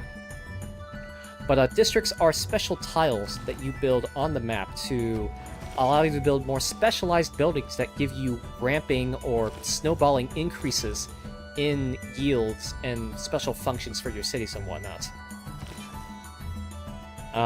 There are at least 13 different districts in the game. There might be more, but I've honestly lost track at this point. Suffice to say, there's a lot of them. I could go one by one, but I think the one that's most important for this one is the Holy Sites, which is the main district you need for a religious victory. Holy Sites are where you build religious units and get faith as a currency. So, maybe if I hover over one, I can demonstrate it. Give me a second to finish out this turn, and then I can start yapping, and keep yapping about it. Put it there. Missionary, convert that city. I'll need you to move over here. You probably need to like move over here or something. Hostile, actually, yeah. Where are you going? You need to help out on the Egyptian frontier. You as well, so I'll send you inland. Come on. Come on. Over here, please. There we go. Missionary, we'll have you move here. And oh, you can't move. Okay. I'll just keep you here then. There we go. Spec Ops, again, please just automate exploration. I don't need you to do anything specific. Okay. Sometimes when you're in the late stages of the game like this, there is a fair bit of micromanagement. And that's one of the downsides of Civ 6, is that if you have a lot of units on the field, you have a lot of things you need to move around. And if you adopt the plop down a lot of city strategy to get lots of yields and stuff real quickly, you have lots of cities to manage. So that's kind of one of the downsides. But on the upside, actually, give me 1 second here. Can I create a religious alliance? Yeah, why not? Here. There we go. Actually, that might not have been the right choice, but whatever. Yeah, let me zoom in on the holy site now. Here's what a holy site looks like. It looks very pretty. But as you can see, there are 3 distinct buildings here. I've got a shrine, a temple, and a mosque. Those are different buildings you can put in your district. So I'll move over to another one, for example. This is a commercial hub. Here you have a market, a bank, and a stock exchange. You've got themed buildings you can put in them. And these buildings are basically ramping bonuses for this tile, this district that you placed down. If I look into my city here, look into what things I've built here, the Holy Shrine, the district itself, gives +4 faith for my city, so that's pretty nice. And then I can build even more buildings in it. It gives +3 food, +3 faith, and also, if I hover over the name, allows the purchasing of missionaries. So this gives me not only currency, but also gives me the ability to produce a unit, the missionary of the city. There are lots and lots of different special effects that every single building can give. I'll hover over the other two in the holy site just to demonstrate. Here, my temple is giving me +6 faith, +3 food, and allows the purchasing of apostles, gurus, inquisitors, and with proper belief, warrior monks. Mosque gives me a flat +6 faith, and it gives me an effect. It doesn't give me a new unit to build, but instead it improves the efficacy of the units I was already able to build. So missionary and apostles created here have +1 spread. So again, that's just an effect the building has. So it gives me additional bonuses on top of just having that holy site. So it would be a very good idea for me to build missionaries and apostles here, because that gives me better units. Like there. This missionary now has 5 charges on it. It has 5 actions that it can do. If you just built this in another city that didn't have any of those bonuses, it would only have 3 actions. So just by building a unit in that city instead of another one where I don't have that holy site, I have almost doubled the efficacy of that unit. So it can do investing vertically, or building a lot of districts and buildings, can yield ramping returns. So it's very wise to be able to ramp vertically like that, and just build things you need in your cities. So that's kind of what I say when I mean instead of having to build military units to go militarily conquer the world, you can build other you can build faith units instead, and instead go for a religious victory here. Why have I not converted yet? Let's see, there's China, Sumeria, Zulu, France, Sweden, me. That means I need Egypt and the Maori. Okay, that I can do, but in order for me to be able to do that, I need to actually fight it back against this apostle, which is kind of beating me up right now. So what I'm going to do is back up, hold my cities as is, and yeah, just try to passively conquer it without facing that apostle, because that apostle might destroy my other religious units here. Alright, everyone go back up on this island. I don't need you moving around and micromanaging you instead. I don't know what I need you here for. I'm just gonna start stealing technologies. Spies are special units in the game. You don't move them around the map like I would drag units. Like I can drag this missionary unit around. Spies you assign directly to cities, they move there on their own, and then they can execute special spy missions. The mechanics of that get into espionage and diplomacy a bit, which I might have the time for, but honestly there's a lot more I could yap about. But they're kind of special units in that regard, is all I will leave it at for now. What's a little annoying here is that Coupe's cities are far apart from each other, so I have to find their cities, which is fine. Well, I'll make it do. It's just it's a little annoying when I have to go find whatever cities they might have that I need to go out and search for myself. But it's fine. All right, this guru. I need to actually make use of this guru, so I'm going to move them down here. And then maybe we can start attacking some units here religiously. Yeah, we'll just keep spreading religion here. Hopefully that keeps working. Yeah, honestly, the religious victory condition is just spamming religious units. And it works, eventually. Takes a little bit of time, takes a little bit of micromanaging, moving units all over the map, but it gets there eventually. These all unfortified because I do not want them to do anything. Yeah, I'll just... Oh! Okay! We have a basic need. There we go! Something greater Pause the than music. ourselves.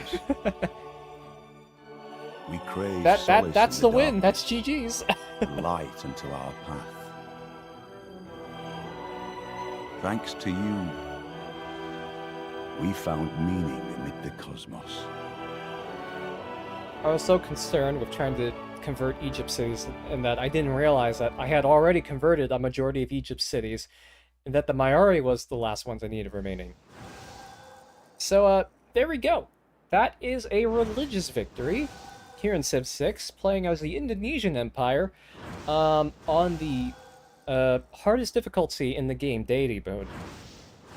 I don't think religion is the best victory type for Guitarja and the Indonesians, but I decided to do it anyway because we can be flexible. Just because a Civ is geared towards a particular win condition does not mean you have to stick to it. You could absolutely swing a military focused leader in Civ into a religious victory or a diplomatic victory, ironically enough. It's just that it might be harder or require more effort from you. But yeah, I haven't even discussed what Guitarja's and Indonesia's buffs and bonuses are, but here we are. But anyways, let me go over the victory screen real quick. This is a religious victory, so I've converted the majority of the cities in every nation on the planet to my religion. That is a religious victory. Ranking, you don't need to care about that too much. You have a score here. It really doesn't mean much in the higher difficulty levels because a score is a measure of how many things you've accomplished. And if you run a really quick game where you don't need to do much to win the game, you don't get a very high score. So this ranking screen is kind of useless, so you can ignore it for the most part. Graphs are kind of interesting, though. You can see how many buildings you construct and all these other stats here, like how much gold have you gotten? Like, I'll give you a guess as to which line is mine. Spoiler alert! It's the big line. It's the line that goes all the way up. The dark red line there. You can see like how much science you produce, units killed, buildings constructed, cities captured, cities founded. You got lots of different things. I have a mod installed that shows you a world map, so you can step through turn by turn what the world looked like. And I'll play it right here, just so you can witness that. I like this mod. It's a really fun... It's a good visualizer of this. Oh, hi, Nick. Welcome. Thank you for the hydration reminder. Thank you so for the hydration reminder. Everyone, go pick up a cup of water and drink it. Hydration is important, which is why it only costs one sample to redeem. Because hydration should have no cost to it. Water is a human right. So go pick up a glass of water and drink some water.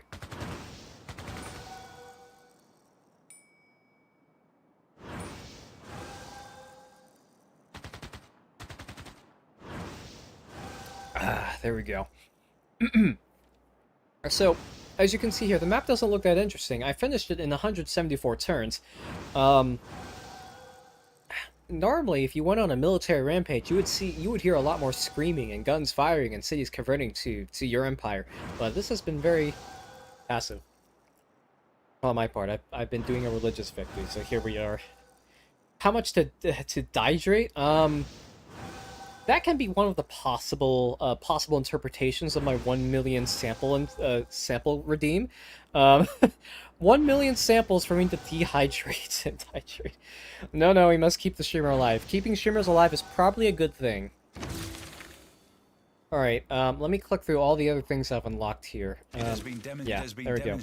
I'm gonna hit escape a bunch of times here, because we've unlocked a lot of things. Okay, there we go. We unlocked a lot of things, because like I said at the beginning of this is an archipelago. And once you finish the game, once you hit a win condition for your game, you unlock everything in your game.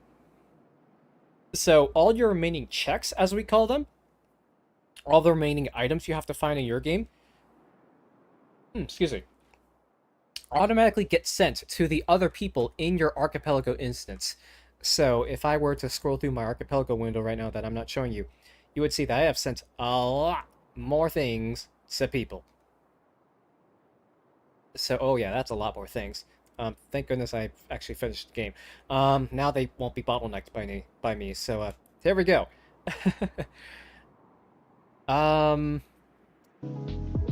Yeah, we can pick up with the music again and finish out this turn. It was luxuries. Oh yeah, I have a lot more governor titles available. So, let me just finish this out real quick here. Yeah, lots more currencies for me to spend. Envoys to put in cities, which there are, this panel right here, there are non-player characters in this game. There are NPCs that aren't just a computer or AI. We call these city-states. As the name sort of suggests, these are independent single city things that you can do things with. They do not win or lose the game. They are passive cities that you can either befriend or militarily conquer or gain suzerainty over them. So they can be your ally in war or peace. You can trade with them. You can borrow some of their resources. You can levy their military, take their military units for yourself. These are NPCs in the game you can interact with that do not win or lose the game. So a lot of the time, the AI just likes to go ham and conquer them, which I don't like, which is why I would try to befriend city-states. City-states will give you very unique bonuses. Some of them will give you, like, improvements, like this one, Caguano, will give you a baddie improvement. Brussels gives you a passive bonus that happens automatically. Your cities get plus 50% production towards wonders. That's pretty good if you like to build wonders. Geneva gives you plus 15% science whenever you're not at war. That just applies automatically if you're not at war with anyone. So, I like to keep my city-states around because they give you very special bonuses that you cannot find otherwise. But the AI doesn't recognize that and likes to militarily conquer them. So, it's interesting. Anyway, yeah, that's a religious victory. I've converted almost all the cities in the world to my religion. So, go me, Horseshoe Crabs reign supreme. And now I've, because this is an archipelago, I've unlocked all the remaining things in my game, and I've unlocked all the things that are possible in my game in other people's games. So we're good to go. That's it. That is the game. The end, probably. Now I say that, but you can keep playing. You can keep going one more turn and keep doing whatever you want now. I have access to all the technologies in the game, and I can keep going. You know, I've converted the majority of other people's cities to my religion, but I haven't done it completely. Like, for example, Egypt is still has some Judaism in it. I can keep going. There's nothing telling me the game has to stop here. You can keep building units, conquering cities. You can do whatever you want. So you can keep playing the game like normal. You can do just one more turn. And if you've heard that expression before, that is a term or expression that came out of Civilization. Just one more turn is a very succinct way of putting, I want to keep playing Civ because I just want to do one more turn before I log off for the night. I'll do one more turn before I go to bed. And then before you know it, it's 6 a.m. your time and you haven't gone to bed and you're like, oh crap, I shouldn't have stayed up this late. So, there you go. This is kind of fun. Hey, yeah, go try it out for yourself. I recommend trying it on a, one of the starter difficulties. If you've never played Civ before in any game, I do highly recommend doing some tutorials. There's like an in-game guide or advisor that helps walk you through a lot of the mechanics, because there are a lot of moving parts that I definitely have not shown you here. As much as I'm yapping to you right now, obviously there are lots and lots of hidden mechanics that I have not explained yet. So there is a lot more to learn here. It can be overwhelming at first, but it takes like 3, 4, 5 games before you even start to get a grasp as to how wide and how diverse the mechanics are in this game. So definitely stick with it. I will say it is an interesting game to get into. It's not, I don't want to say it's not easy, it's just that it takes a little bit of time. And that's definitely time that you need to sit down and like be like, okay, I'm gonna focus on just building my cities in my first game. I'm not gonna worry about trying to make military units. And then in your second game, you're like, okay, I'm gonna start looking at I don't know, another civilization to see how it's different from the first one. And then in your third game, you're like, okay, I'm gonna start looking at the victory conditions to see how I'm gonna win a game. Because most likely you're probably not gonna win your first few games, and that's perfectly fine. It's a long game, or not long. It's a very involved game, as I've said before. It takes a little bit of time getting used to, but once you start getting used to it, you realize that there's a lot of depth to this game. There's a lot of depth. There's a lot of mechanics for you to interact with, and there are genuinely a lot of different play styles.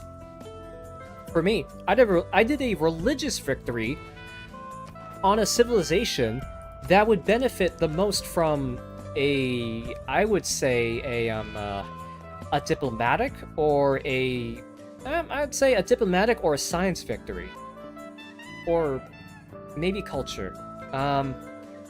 Actually, yeah, I'll put it as a diplomatic or culture victory for Indonesia here. I did a religious victory,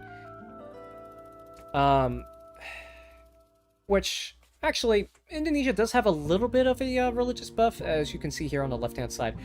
+2 faith to city centers that are adjacent to coastal lake tiles. It has a small buff to religion or faith output, but there are definitely other civs that are more specialized towards religion. Here, Indonesia is kind of you can play Indonesia as a religious victory, as a religious civ, but definitely isn't like, I won't say meant to be, but it definitely isn't focused on it, is what I will say. So, there are lots and lots of other civs in this game. As I said, there are at least like 58 or 60. I've lost count. So, each one of them has their own unique playstyle. Go try them all. That can be like a whole year or multiple years of playing Civ, just learning how to play all the other Civs in the game. So you get lots of return for the money you spend here. So it's a game that's been balanced pretty well, in my opinion, and that has a lot of good design behind it. I won't say every single design decision has been perfect, but it's definitely up there. So yeah, you can take your time with this game. If something frustrates you or you don't get something, you can put it down or you can try to put it down rather, and maybe you can return to it another day. Because again, that concept of just one more turn, it can really suck you in. So one, be careful of that. I'll give you that. But two, it's genuinely a lot of fun. So consider that. Hi, Cloud. You caught me in the middle of yapping about things, and I did not take a moment of breath to stop yapping. But hello, welcome in. More streaming, you know it. Unfortunately, it's not with you. I decided to do a solo stream myself tonight because, you're kind of busy tonight. So I said, why not? I've got time. I've got a game I need to get to for the sake of others, and it'll be fun. And so here we are. You, me, and the 10 other people in this call for some reason, or in the chats. But welcome on in, everyone. I hope you all are having fun, or at least just vibing. I hope you're enjoying the vibes. This is me and my elements. Me having very chill, very calm vibes, playing a game I like, and going at my own pace instead of having whatever counts for gameplay and chaos normally in all my other multiplayer streams. But yeah, just a normal game of Civ, sort of normal. This is an archipelago instance. So I have just finished my game. I have won a religious victory. I have sent everything I need in this game off to my other friends in their games, and now I'm just continuing to play this world because I like Civ, and I'm gonna keep playing it. Just finished D&D. Yep, I'm very aware of that. Hope your D&D session went well. I know this is your second campaign, so can't wait to talk to you a little bit more about that. I'm kind of curious where you end up with that. But yeah, glad to have you on board. Welcome on in. I know you're probably not going to stay up that late, but thank you for stopping by regardless. The lo-fi in the background is triggering your music analysis brain. In what way, Cell? Are you interpreting or trying to, or are you interested in analyzing the lo-fi music itself, or are you interested in analyzing me for my choice of lo-fi music? Because I can see it both ways. But what better music to have during a very calm and vibey kind of stream than lo-fi hip-hop beats to vibe to? It was fine. Guess you could have upped the challenge since they curb stomped your enemies. I see. I think that's very common, so, you know, you're doing well. You're doing well, the Forever DM. You're hearing the rhythms and the chord progressions driving you slightly up the wall. I see. I'm sorry to hear that I'm driving you up the wall with that, but I can play something else if you'd like. We've got lots of other lo-fi hip-hop beats to not drive you up the wall to. How's that for a music genre? Lo-fi hip-hop beats to prevent driving your friends up the wall to. You'll live? Okay, excellent. I'll play a wider diversity of lo-fi beats next time around. I think this was the same playlist I was playing when I was doing the other Archipelago with you. So it's yeah. Actually, let's take a look here. Yep, I've got 7 out of 8 civs converted to horseshoe craps. Now, here's the funny thing. You already saw that victory screen, so you already know I won the game on a religious victory. Here's the thing, though. You do not need to maintain it. You can see that Egypt is definitely fighting back on the religious front, but you don't need to keep your religious dominance over them for however many turns in the future. You only need to do it for one single turn in order to win the game. So for a religious victory, you need to have all 8 out of 8 civs on this map following your religion, or predominantly following your religion, for a single turn. And that's the victory screen you saw there. It's just that Egypt had 4 out of their 7 cities following horseshoe crab before. But yes, you can see here, there's no majority. There's only 2 in horseshoe crab and 3 in Judaism. That's not 4. Neither of them are 4. So Cleopatra in Egypt is not following any religion right now, technically, because there's not a majority of cities following that religion.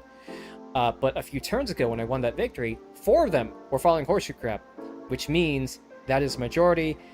Egypt was officially following my religion predominantly for that single turn, and that's all I needed to win a religious victory. We need to get Jar and do the cross the obelisk that we all picked up. Ah, got it. Hey, yeah, ping us in the Discord whenever. I should be free this next upcoming week, so we probably should have time to do that. Like I said, I've never touched the game, so yeah, we'll see what happens. But I'm looking forward to it. I picked up that game a while back ago, and I'm like, all right, I've spent the money, time to play it eventually, maybe. Another good purchasing decision. So maybe we'll get a return on that next week. We'll see. But here in Civ, you would try it once to get a feel for it? Okay, got it. I will probably go do that then, just to play through it on myself. I probably won't stream that instance. I'll probably just load it up, get my settings adjusted, and play through it once. Or maybe that could be a stream idea. I don't know. I've got time. I like doing streams solo. That could be a fun solo stream idea. I'm not sure how long it would be, but it could be fun. Do it. I'll throw that onto the list. I'll put it on my giant list of games to play. How about that? Let me do that right now. Cross the Obelisk first blind playthrough. There we go. That'll be a stream idea eventually. Also, Zaza, thank you so much for the follow. I'm happy you're enjoying the content. It's not going to be all Civ all the time. If you look on my channel, I have lots of other games that I play more often, but it will be Civ from time to time. But thank you for the follow. Greatly appreciate it. Change to first blind death run. Okay. I'll change that right now. Across the obelisk. Put a dash there. First blind death run. It's not a playthrough. It's a first blind death run. I run it once, and then I die, and then that's it. I think that's how that's gonna go. Because I know absolutely nothing about this game. Nothing at all. I'll die? Okay. Cloud, I know you shared this with me earlier, but I have literally never opened it. I don't even know what genre it is. Okay, I can kind of guess. It's probably a roguelike because you suggested it to me. But beyond that, I don't know anything about it.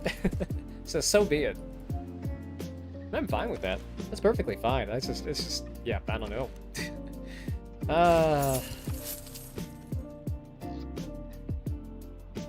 I just don't have enough buffs starting out to clear the final area and boss. Okay. Got it. Makes sense. I'll build the Manhattan Project here, why not? Yeah, I'll get around to it. Eventually. I just need time. Time and motivation to actually do it. I'll get there. I'll put you on heal here. We're gonna keep playing this game even though I finished it. People don't like me because I've been converting them to my religion. That's kind of expected, but that's how I won the game. So, ta-da!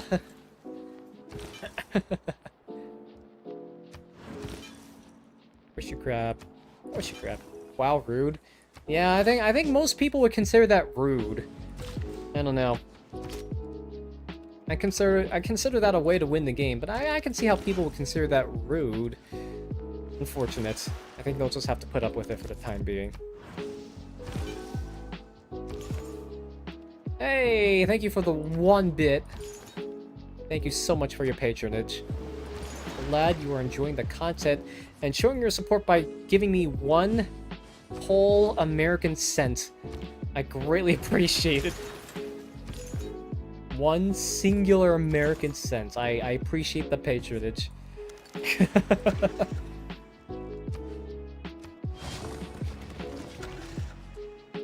Love to see support that way.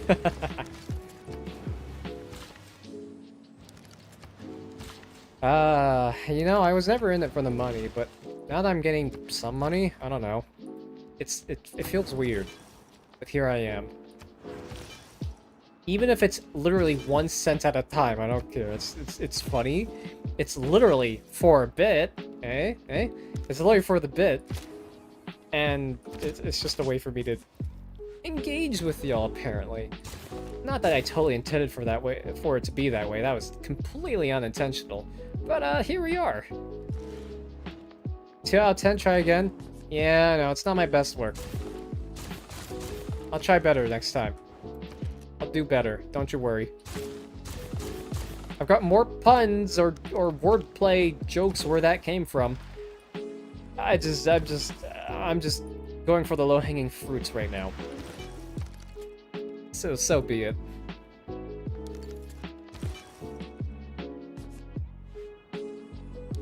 Honestly, yeah, playing a game post victory in Civ is, you could do this. You could do this for a very long time. It is very easy to get lost in this game here. All right, let's. I'm gonna try fighting back against this apostle right here, because if I don't, they're gonna keep converting back to their religion. I don't particularly want that to happen, so we're gonna see if we can take care of that apostle. Once that apostle goes away, we should be home free. The one small gripe I have with Civ 6 is that you can't queue up buildings in a district. So when you select, let me go back here. When you select something to build, you can be like, oh, I want to put this here, and then I want to put this here. But if those buildings inside a specific district, like here, I can't queue up both shipyard and seaport at the same time, even though it goes in that progression. You have to build a shipyard before you build a seaport. I can't queue that up as the automatic second thing it works on. That's a little annoying. There's small UI things here and there, but those are relatively minor gripes. With all the other buildings in the game, you can absolutely do that, though. So, that's fine. It's just buildings in a district that do not allow you to do that.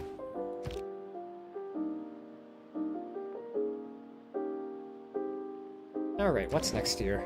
My submarine. I don't need a nuclear submarine. I literally am not going to war, but, I can do that, because why not?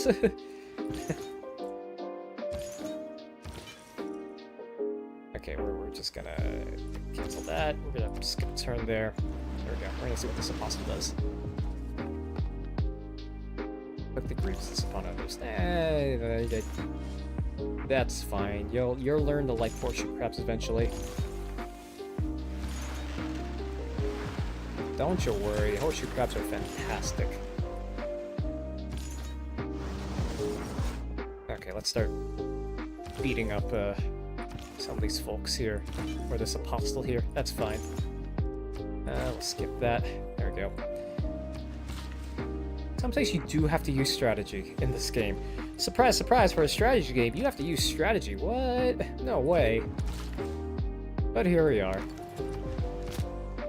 You know what? This kind of makes me want to boot up like a brand new save of Civ and just keep rolling with it. What? No. No, I don't know what I don't know what we're talking about, Verdant. No, strategy in my strategy game? Possible. That sounds very culty. Well, as if I didn't just spread my religion to the entire world, I don't know what else could be any cultier. but here we are, right?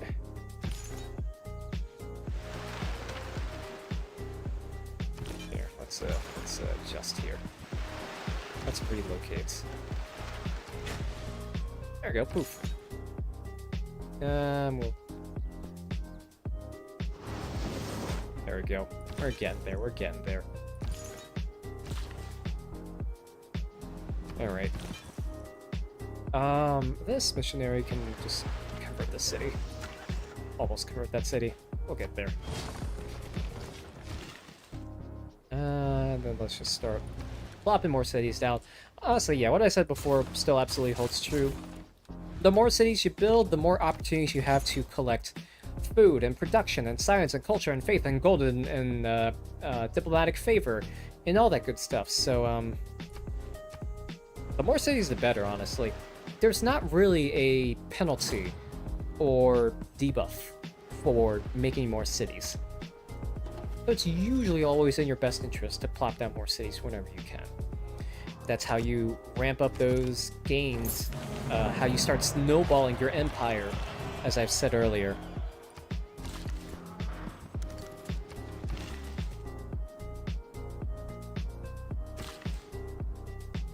Fox does it better. I do not know what that is referring to, unfortunately.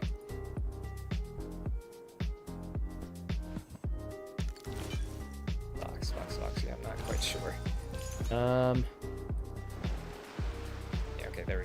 That apostle is gone, so now I can convert their cities without too much undue stress here. Guru, I'll just position here. I can think about that later. I'm just gonna keep plopping down more improvements here. Fox is a villain of Has Been Hotel. He was basically a cult leader. Oh, I see. Got it. I've never watched Has Been Hotel, so I wouldn't know. My apologies, but also... not really. I'm not sure I'll watch Has Been Hotel anytime soon. Because that would require me to watch something. And I don't generally do that. Did I watch the video? This lighthouse. Yes, I did watch the video actually. Yeah, I can tell it's catchy. I do not know how much of it will catch on to me or catch along in my head. So,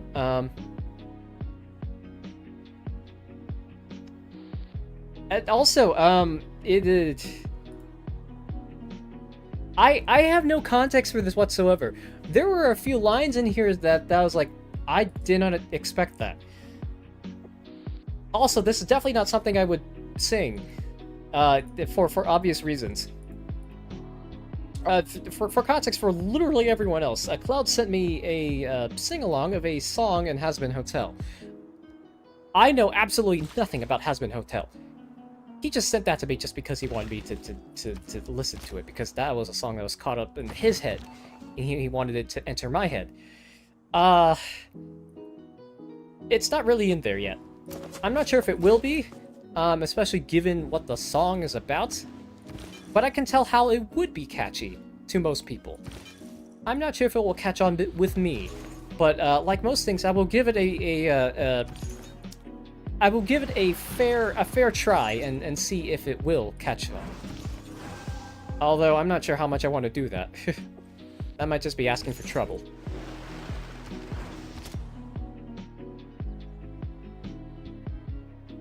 If it's not the video from the TV show I would have picked for you. Well, I know Verdant has a more grounded sense of expectations for me, so thank you, Verdant. You, Has Been Hotel. I see there are conflicting opinions about Has Been Hotel. Gasp.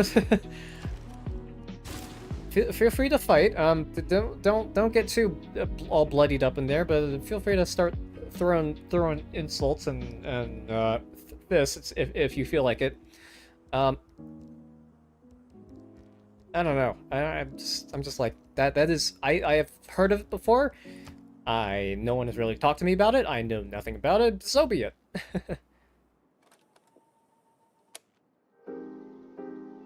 You can dislike something for showing a troubling depiction of sex trafficking and abuse as perfectly normal and fine. Angel Stories Dark. Oh, I see. I see. Is that what the show is about? Interesting. Huh. Yeah, admittedly, that doesn't sound like my kind of media. I'll be upfront with you there. But it does have foes. But it does have foes that have that part. That's okay. You can understand that. It's actually about not wanting to allow those things to happen, but it does have dark topics.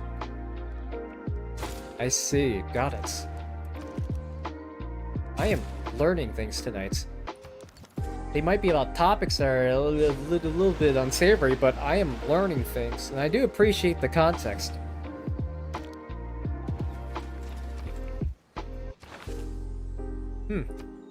I'll keep that in mind. Not that I'm particularly interested in learning any more about it, but yeah, I'll keep that in mind. Feel free to yap to me about it. I'll probably learn more things about it. I'm always open to learning more things. This just doesn't sound like a show that I'd be interested in. But see, I wouldn't get that from the aesthetics. Like, I watched the video. They mentioned a few things. I was like, oh, that's interesting. This the animation, the bright, colorful animation and art style almost looks like a kids show. And then adult topics were brought up in it. It's like, huh. Interesting. Sal does have a good point. It's very dark and can use humor to deflect it. Can see and understand why it's problematic to view that way. Is not in that video. Ah, okay. Got it. Interesting. Interesting things. Got it. Alright now.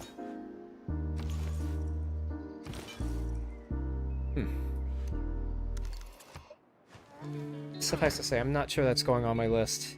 Not that I would ever touch my list of TV shows anyway, because that list is hundreds of kilometers long, and I don't plan on touching them anytime soon.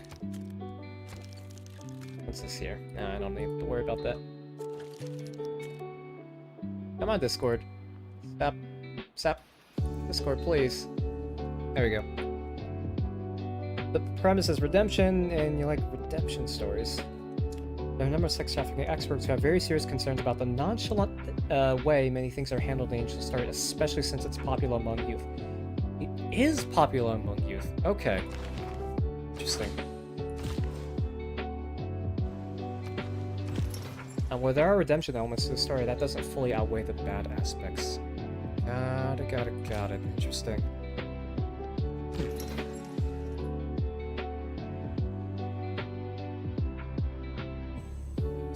Okay. I'll take all of that into account. So be it then.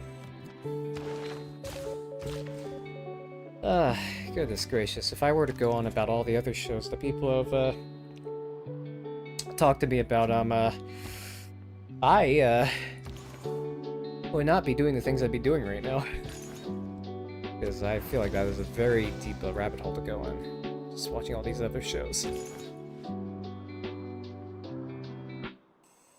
It's not a show that should be watched by youth. By youth, I mean under 25. Huh. Got it. Yeah, I had no idea.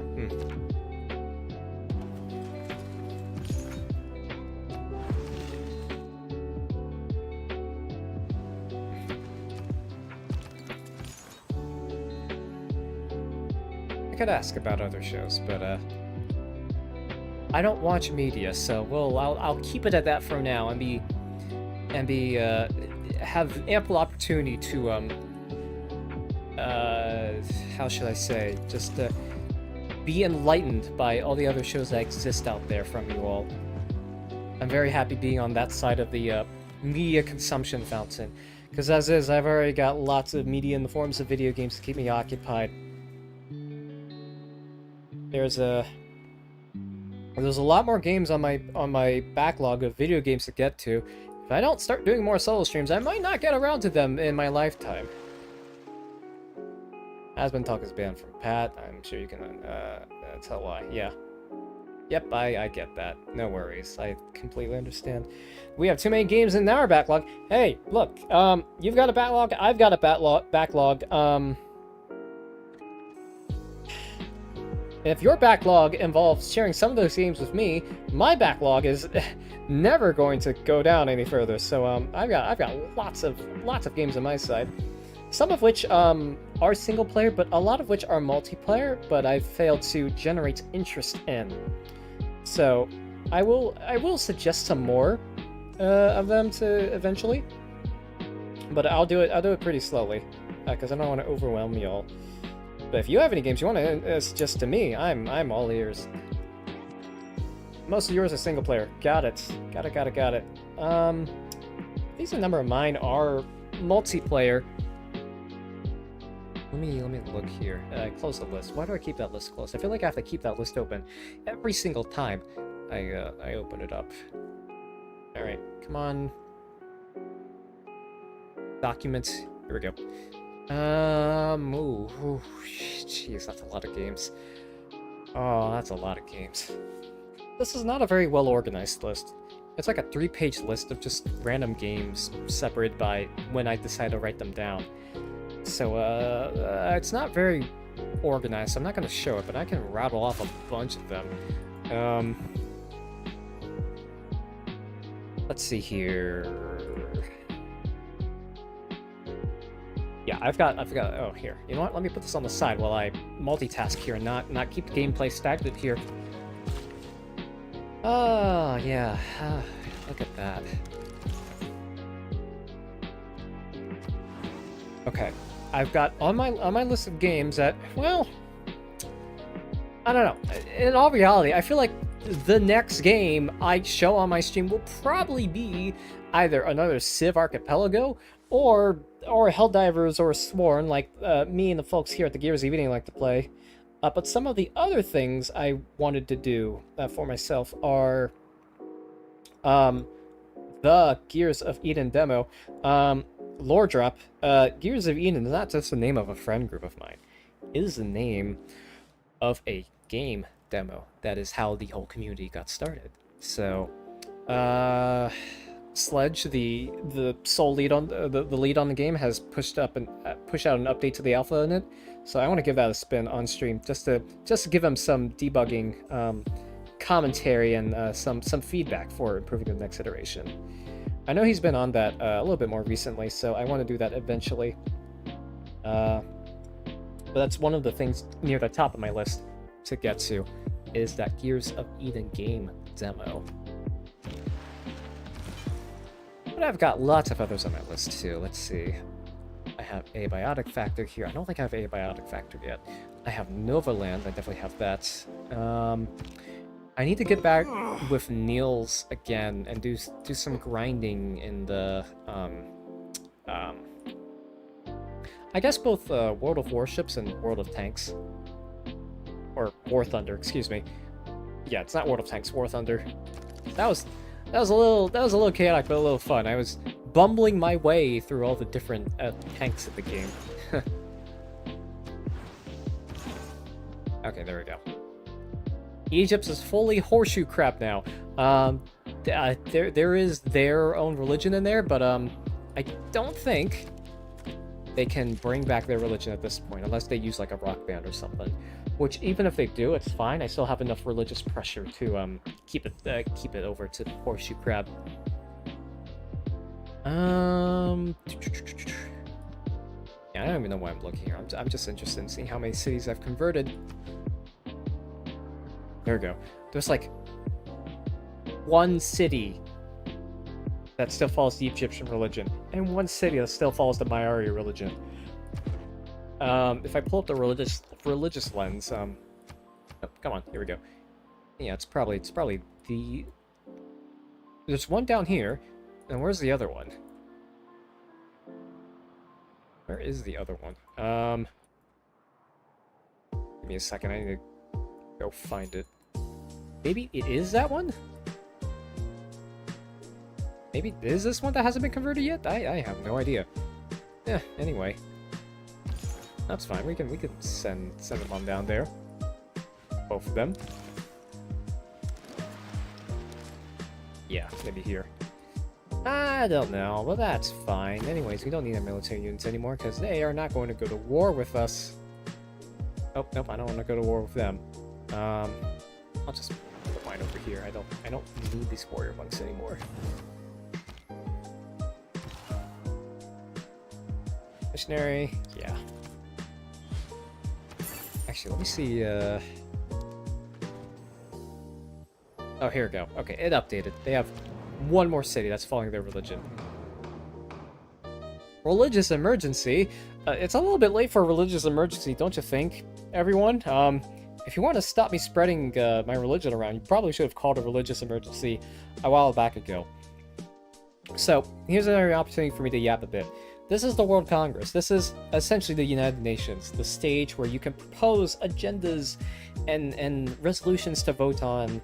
And sometimes when bad, quote-unquote, bad things happen in Civ, you can call an emergency. So if you witness another civilization conquering a city or conquering a capital or converting another city to another religion, you can call for an emergency. So in this case, someone else, one of the AIs in this game, has called for a religious emergency. I have converted a city to my religion. We must eradicate this new faith. If you are the target of a religious emergency, you can't upvote it. You generally downvote it, because why would you upvote your own emergency? You can do it really tactically though and give it only 1 downvote, because if you care about, because a religious emergency is like a game almost. Generally, it's if you're not fit to defend against an emergency, you'll downvote it. But if you don't really care that much, you can just downvote it once and say, you know what, I don't care if they call religious emergency against me. I'm fine fighting the game because I'm overpowered and I can beat them. In this case, this is a religious emergency, so you're on your own team, and the other players who vote up or vote for this emergency are on their own team. So this is a game almost. If the other team, the people who called this emergency in the first place, win this game, each of them get a relic, and they get some diplomatic favor, which is a diplomatic currency. If time runs out before they can accomplish their objectives, I win instead, and I get buffs for myself. The target's religion releases a burst of pressure on all nearby cities, and I get 200 diplomatic favor. So I'm fine with this. The whole world follows my crap religion now. I can just downvote this once, and I don't care if they upvote it and they win this emergency and they start playing the game, because I know I can win the game regardless. So you can be a bit tactical about it. But if this was a game that you knew you probably shouldn't play because you know you'll lose, you generally, you put as many downvotes into it as you can. But for this one, I'm very confident because no one has their religion up, only me, so I'll just downvote it once and we'll see who decides to vote up for it. In this case, it passes because Coupe is pretty angry about it. They were the only one who voted for this emergency to happen, and some of the other AIs on the field voted down because I guess they don't have a religion, or their religion is completely eradicated, so they do not want to participate in it. You don't have to participate in an emergency if you don't want to, but if you do, you're fully committed to playing the game and seeing what comes of it. So Coupe is now the only person in this emergency,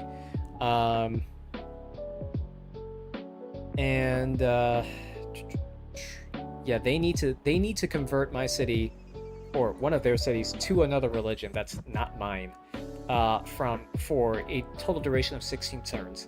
Now, I know they're definitely not going to be able to do that, so we can just ride it on and see what happens.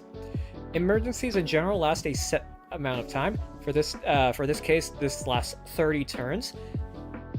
So they need to hold or convert this city to another religion for 16 out of those 30 turns. Otherwise, they lose. So if I go find that city real quick, that's one of theirs, I think. Or maybe nope, it's one of the Zulu cities. So even though it was the focus of this emergency is the city here in the Zulu Empire, that doesn't stop another Civ for saying, hey, I don't like what you did to that other player. I have something to say about it. Let's duke it out. So the Zulu could do something about it, or they couldn't. They're not part of the emergency. They don't really care about it. But now the Maori have to convert the city to some other religion, which is definitely not going to happen because it's just not going to happen. There's only crab. It's all crab everywhere on the planet. The whole planet follows crab. There is nothing but crab. I hope you like crab, and I hope you're not allergic to crabs, because it is all crab here. So they're not going to be able to accomplish that anytime soon. For this is just, I'm just going to toggle all this, because I don't want to fuck this. I've already completed all that. All these things have been sent to other people's games. I'm just doing it so I don't have to click through anywhere else. I don't even want this unit. I'm gonna remove units because I don't need them. I don't need religious units. I've already won the game. I'm not gonna go to war with anyone. I could go to war right now and demonstrate what that would look like. That might be fun. Thing, you want me to go to war? just to mix things up a bit. Most of the world is angry with me right now, so I could declare war, or I could not. You know what? Come on, where's the function here? Manage poll. Here we go. We're gonna make a new poll. We're gonna do this. I'm gonna set for like 2 minutes. Okay. If you're still active and wanna have a say in what I do right now, go answer the poll. The poll is war, and the answer is yes, no, or maybe. Because I've already achieved religious domination. I can demonstrate what war looks like, just so you all have an inkling of that.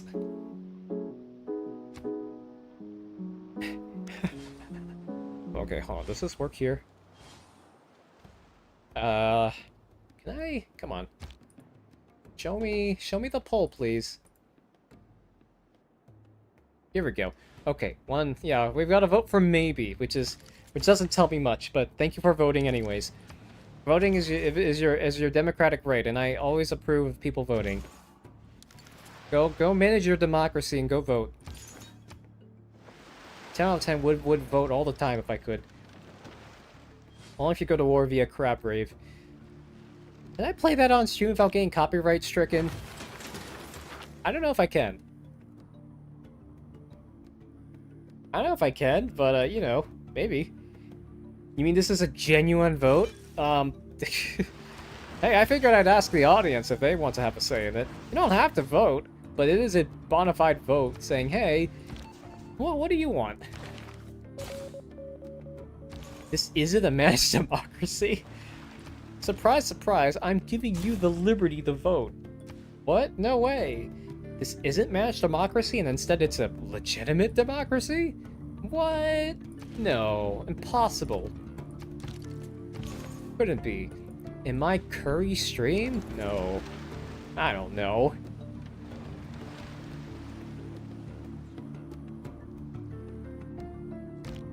Let's see. All complete war. We have 1 vote for maybe. Alright, excellent. I will interpret that as, I'm not sure, I'm just here to vibe. That'll be my interpretation of that. With that be the case, or will probably not be on the agenda for tonight's. I will go demonstrate it in another Civ game I play later on down the line. Good interpretation, yes. I will maintain the vibes I stand by here that I declared at the beginning of this stream. Chill vibes, no war, no military conflict, only a hearts and minds strategy, and by that I mean a proselytization. You know, same difference, right? People are angry at me for doing that, but you know, some people are happy, right?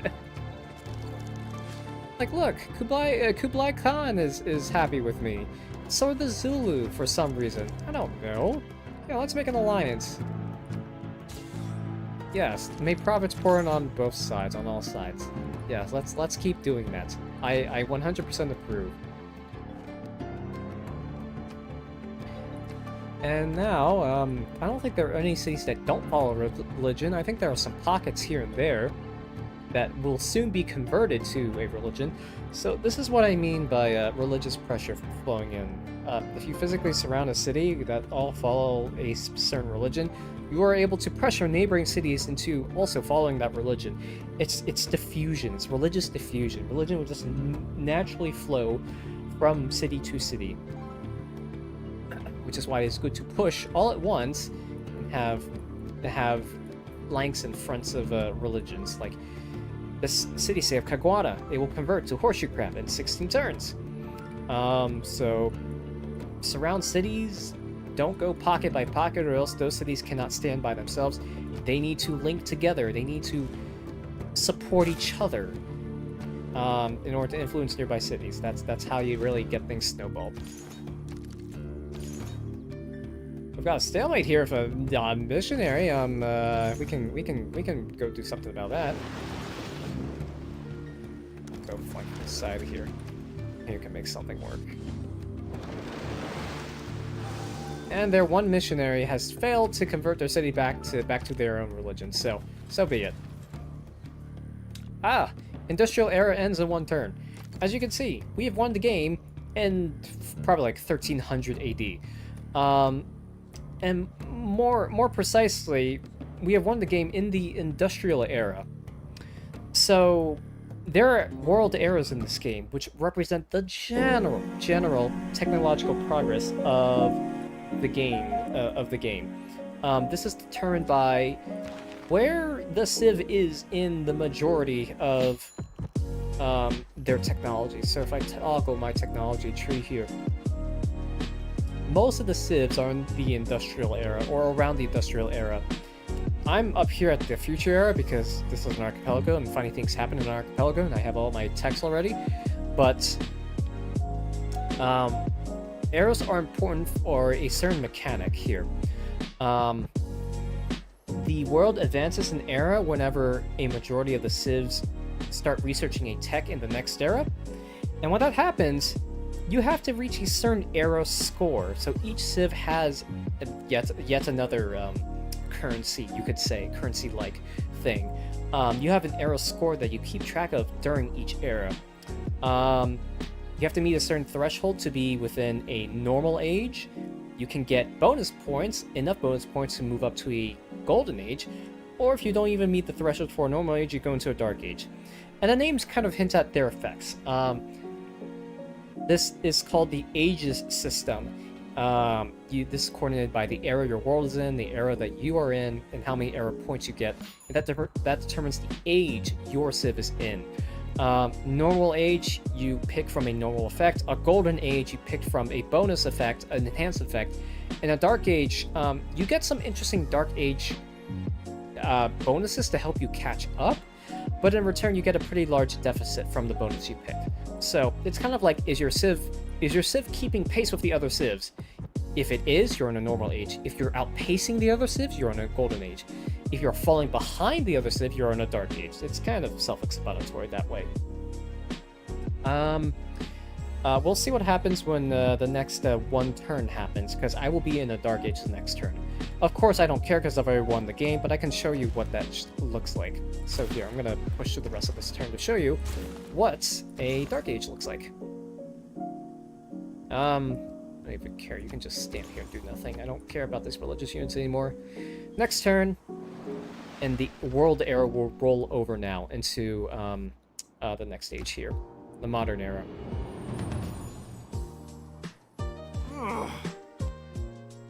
Okay, there we go.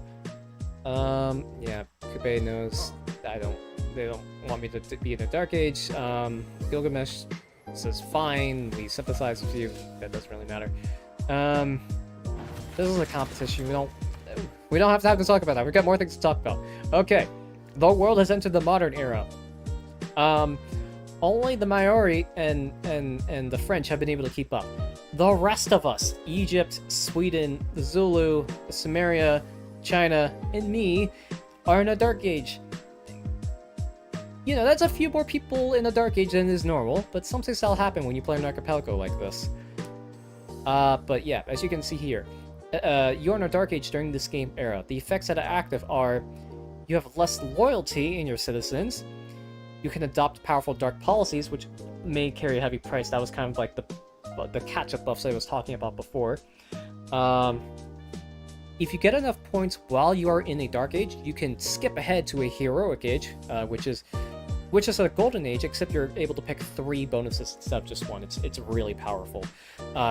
Some top end game strats are to purposefully go into a dark age in order to trigger a heroic age the next era. Those are some advanced strats you can do. So here we go. here are the dedications. We call these dedications, the buffs I was talking about. You can pick one dedication for a Dark Age, and some of these are really powerful, but also come with a lot of drawbacks. So if we go for Reform the Coinage here, the second option here, you gain +1 era score every time you complete a trade route. So that's fine. That has no debuffs whatsoever. Some of these will provide debuffs. I think none of them here are actually providing debuffs because I have skipped to the future era, and the game is a little bit confused because I've been playing an Archipelago, and it's like, wait, you shouldn't be in the future age. What's going on? So this is strange. This isn't supposed to happen. I've never seen this happen before. I said the thing. This has never happened before to me. But I think that's just how it goes. Normally, you get a Dark Age buff. Let's see if I can find in one of my policies here. Dark. Here we go. Here are the Dark Age buffs. Let's go Elite Forces here. Elite Forces, plus 100% combat experience for all units. That means all your military units level up twice as fast, but it costs an extra 2 gold per turn for each of your military units. So, very strong military buff, but make sure you have a strong enough economy and enough gold per turn to be able to support those units. Let's go Robber Barons down here. Plus 50% gold in cities with a stock exchange, and plus 25% production in cities with a factory.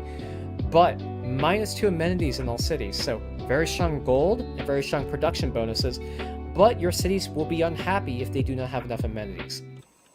So this also kind of synergizes with the reduced citizen loyalty in your cities too.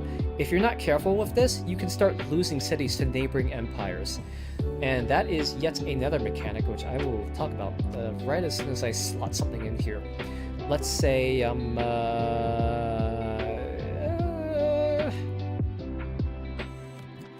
let's say containment, sure. And then an economic buff for my wildcard policies here. Let's do... Actually,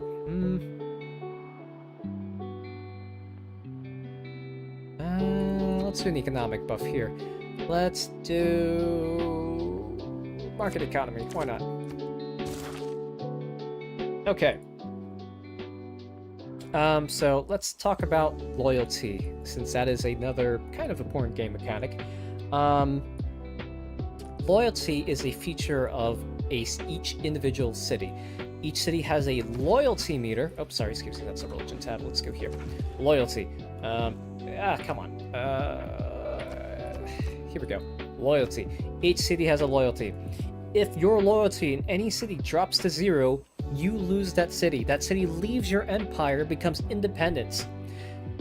When that happens, the neighboring city that, the closest neighboring empire that has the most influence on that city, can take that city from you by increasing its own loyalty in that city.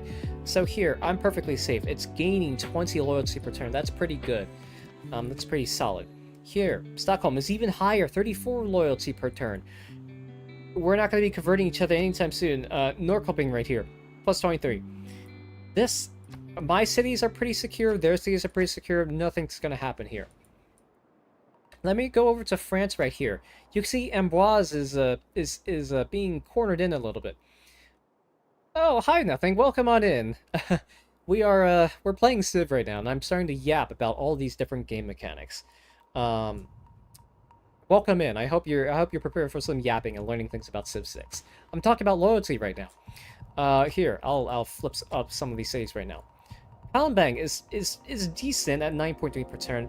Bima right now is at 1.4 per turn. If I'm not careful, Bima might start losing loyalty per turn. So that might be a city I might have to watch out for. Amboise right here is, even though they're a little bit physically closer to my cities, it still has a solid 24 loyalty per turn. So I'm not going to be able to flip that anytime soon. Bima, on the other hand, they might be able to take Bima if I'm not careful, if I remove my governor here. Certain things will give you loyalty points, but the most potent way of doing it is to have more cities and more citizens around it. This is just like a religious spread. Loyalty is also a proximity-based mechanic. The more cities and population you have around another city, the more the population will support each other's loyalty and also influence loyalty in another Civ cities. So this is kind of the same mechanic as religious spread and religious pressure and faith. It's just on a different aspect of it. When your loyalty in the city goes down to 0, you lose that city, and it's up for grabs by anyone. So you sometimes have to be careful with cities that you forward settle too much into, quote-unquote, another Civ sphere of influence. But for now, I'm fine. I mean, it's gaining loyalty, so I don't have to worry about it. I might have to worry about it if the populations of France's cities improve and grow larger. Because, like I said, that is the main way you exert loyalties. You have more people in your empire around you in your cities. You can increase in a few other ways, like having governors placed in the city. You can have your citizens be happy in it. If your citizens are not happy, they're probably more likely to revolt and leave your empire, you know? And you gain happiness by making amenities, or getting amenities. So, there are a few different ways you can do it. So yeah, that's the loyalty mechanic. There is one particular civ in the game that relies heavily on their loyalty mechanic as a way of working their way towards a domination victory. It's actually pretty funny. They are suited to both a cultural and domination victory, depending on how it's set up. So it's very funny. I might show that off during one stream. But yeah, that was an explanation of loyalty. Let's see, what else? What else are people interested in right now? I don't know, y'all got anything you want to learn about Civ? Because there's a lot for me to describe here, and I could keep yapping, but it's also already past 1 a.m. Eastern time. I could cut the stream here, unless people wanted to talk more. I could keep going, or, you know, we could all take a break tonight, because at least for the people on the Eastern Seaboard here in North America, it is Thanksgiving Day, so happy American Thanksgiving to anyone who celebrates. I've already celebrated my Thanksgiving with my folks, so I'm good. I have nothing tomorrow. All of us happen to be free tomorrow, or technically yesterday, and not on Thanksgiving Day, so be it. What am I thankful for? That is a great question. I am thankful for... Okay, this is gonna sound real sappy. I am thankful for all of you here. Thank you all for for vibing here and joining me on stream. You're gonna hear this from me, and this is a classic Curry answer, but I am very grateful for my friends and family. I would not be half the person I am today without the support of the people who have shown me unconditional love and appreciation. That goes out to not just my family members, but also my friends. Everyone who I've had the pleasure of meeting and encountering in my life has all of them have influenced the way I've approached my life and done fun things. So it's been a fantastic experience just getting to live life with the people I know. So I am grateful for the people who I have the fortune of calling my friends and family. So that is what I am grateful for. Like you all. Thank you all for being here. It was my friends who really got me into streaming in the first place, because some of them were like, I want to play games with y'all, but I can't be on the call tonight. I have to do something else. And I'm like, you know what? Why don't I start streaming it or recording it so y'all can watch it afterwards and live vicariously through that? And that's how I literally started streaming. And that's why I also keep all the VODs on my YouTube channel too. This is being dual streamed to YouTube, and I do that because, you know, there are some fun moments to be had, and I like to keep those for posterity and for people to reminisce back on. And for days where they feel like they have nothing to look forward to, they can maybe instead look back and be like, you know what? I definitely have had times in my life, or in recent history, where I've had fun with my friends. That's something to look forward to in the future, so that serves as a physical standing testament and reminder to that there are good things to look forward to, and that a lot of fun can be had just by hopping on a quick Discord call or a quick gaming session with your friends. So that's part and parcel of it. So I have all of that to look forward to. The fact that I'm surrounded by so many friends, people who love and appreciate me, and who I have had the pleasure of reciprocating my love towards. Because I genuinely, as sappy as it sounds and as cliche as it sounds, I really do appreciate the relationships I have in my life. I genuinely do believe that with all of my heart. I would not have it any other way. And the people I have had the fortune of surrounding myself with are people I very much love to have in my life. Even as I'm sitting here in a rare solo stream, a solo curry stream that I'm doing by myself, I still have all of you who have shown up for no other reason than to just vibe. Even if you're not chatting, even if you're just lurking, that's perfectly fine. I'm just happy you're here.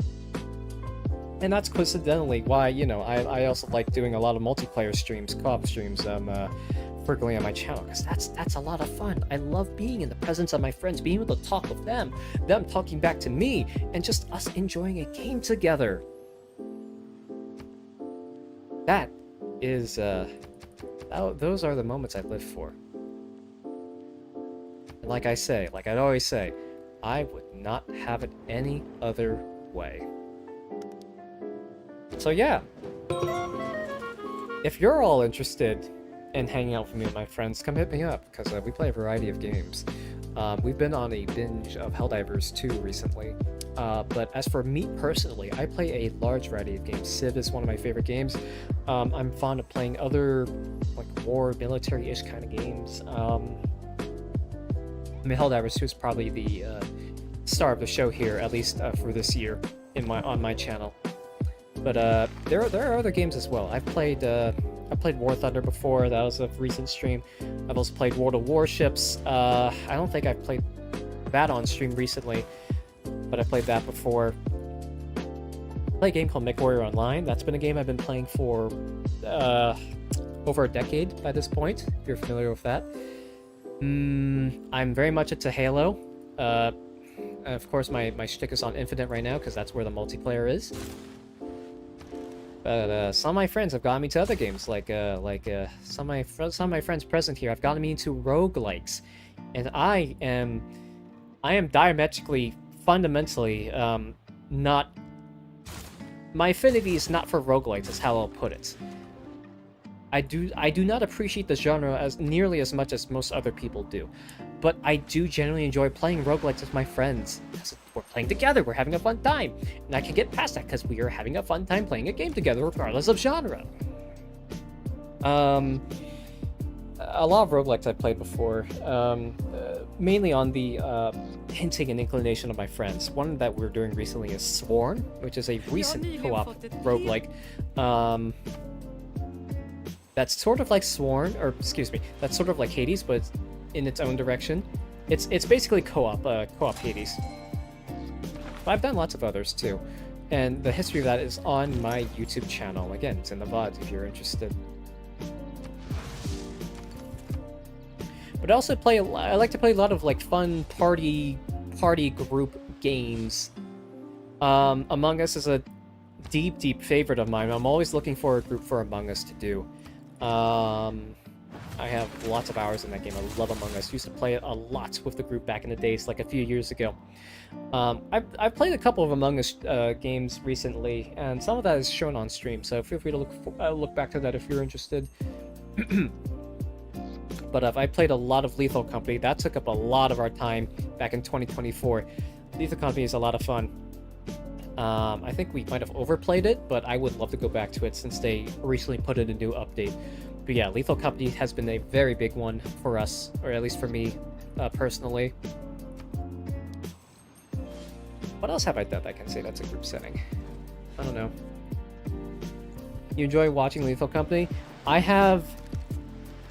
probably have at least 100 VODs on my YouTube channel about Lethal Company, so feel free to comb through those if you're interested. But I've played that a lot with the group. At least 100 streams have been on Lethal Company. I haven't counted, but somewhere in that vicinity. It's somewhere in there.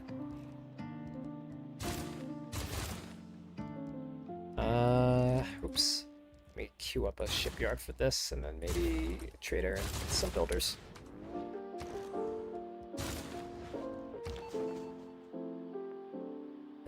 Spy. I don't really need the spy to do anything. I'll just move over here. You may have new sleep aid material then? If Lethal Company puts you to sleep, so be it. I will tell you though, the times I play Lethal Company are usually the times when people around me are screaming, so if that counts as sleep aid material for you, then so be it. I'm glad I was able to help you fall asleep. But that isn't quite the first thing that comes to mind when I think of sleep aid. You've been passing out to Balatro lately. Hey, I can understand for Balatro, that's fine. Balatro is not, you know, nearly a people screaming kind of game. The Lethal Company? That's a fair bit more chaotic. So I don't know if that would be proper I want to go to bed material.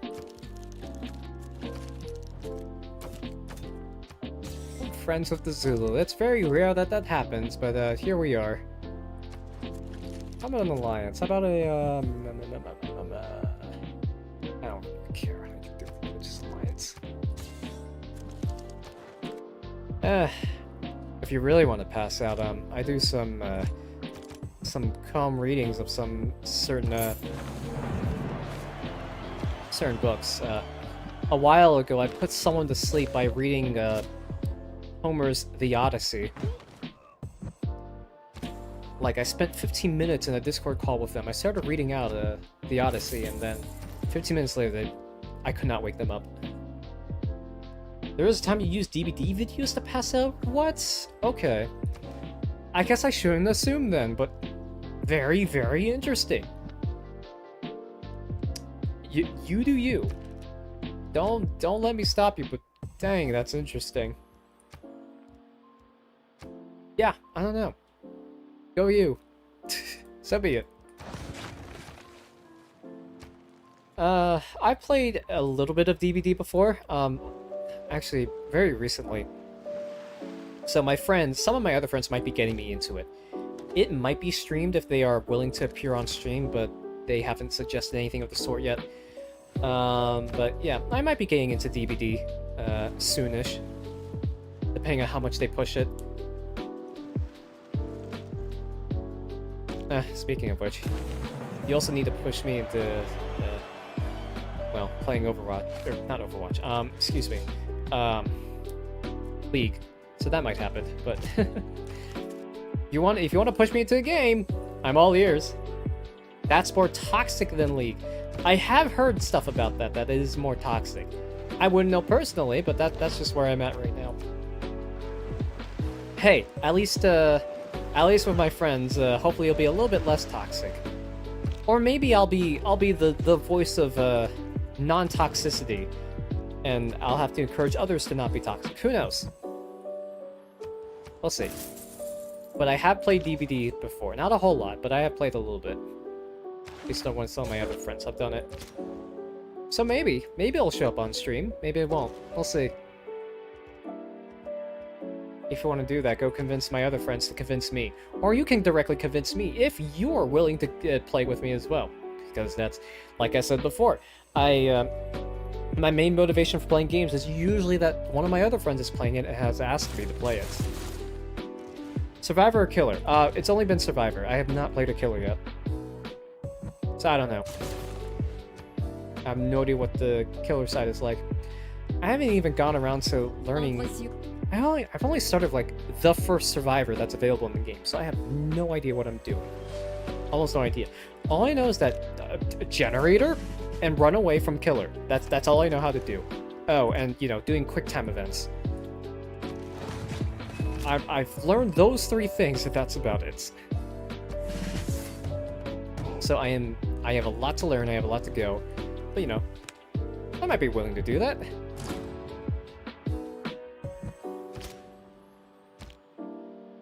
Would die of a heart attack. Got it.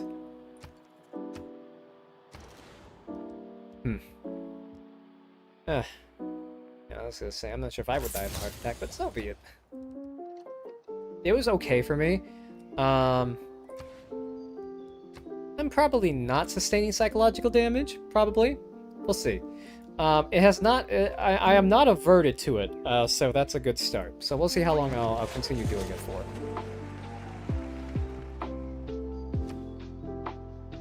I'll play more with my friends and we'll see how far we get.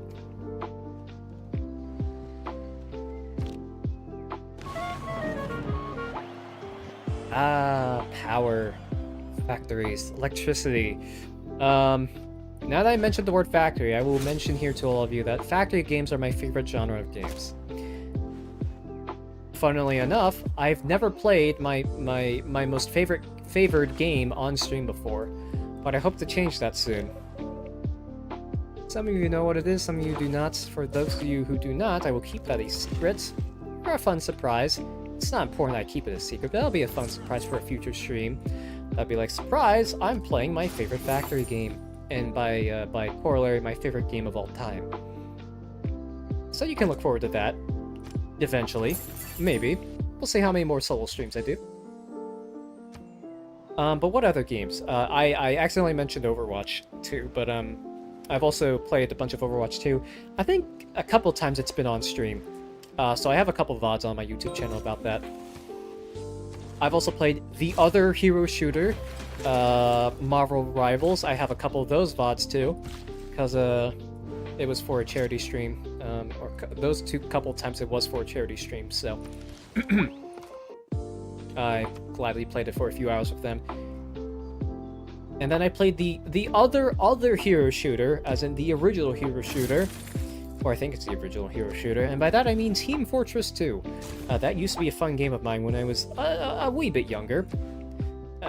Just a little bit younger, maybe not too much, but that used to be a fun game for me. I haven't done it recently, but I put a lot of time into it.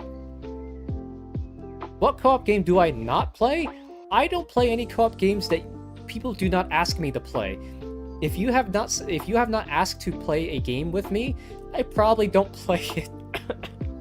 I'm gonna be real with you, that's probably the single biggest factor in defining which co-op games I play or don't play. If you want to play a game with me and ask me to play it, I will play it with you. If you do not ask me to play it, I will probably not play it with you, because it's a co-op game and no one's playing it with me. You know, that's just how it goes, right? Oh, good grief. Good grief. That's how I roll. For folks who are new here or unfamiliar with my brand, I am a co-op streamer who streams co-op games that my friends ask me to play because they want to play with me. It is rare that it happens the other way around, and most of the time when I do ask my friends if they want to play co-op games, most of the time they're like, I'm not really feeling like it. I'm like, okay, that's fair, and then leave it at that. But most of the time, it's my friends ask me to play a game. I'm like, heck yeah, let's go.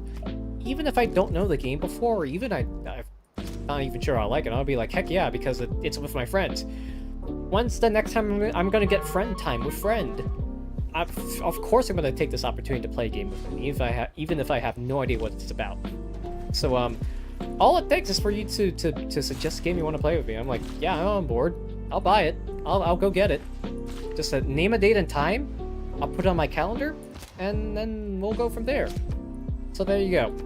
That's how you get me to play a game. Is you play it with me. Because the other way around, it doesn't usually happen. Most of the co-op games I suggest people are not really interested in. So be it. I will take any opportunity I get to play a game with my friends.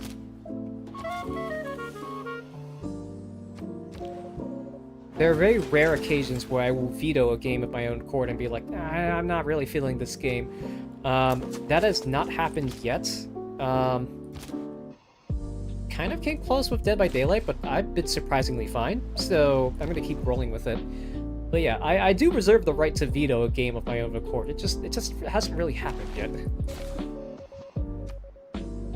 And that's usually for a reason of yeah, I cannot tolerate this game for whatever reason. No vessel could pass. Yeah, what else? Yeah, there are a few single-player games I like to play, and, you know, single-player, obviously those would go, in a single-player stream, so, obviously you don't see much of those, because I rarely do single-player streams, because why would I do that? If there are the people who want to play co-op with me, I'd rather do that than go off on my own. Simple, really. There's a pattern to be had here. Straightforward, probably, maybe. Or maybe that's not normal to most people, and I'm just here being like, oh, sounds normal to me, you know?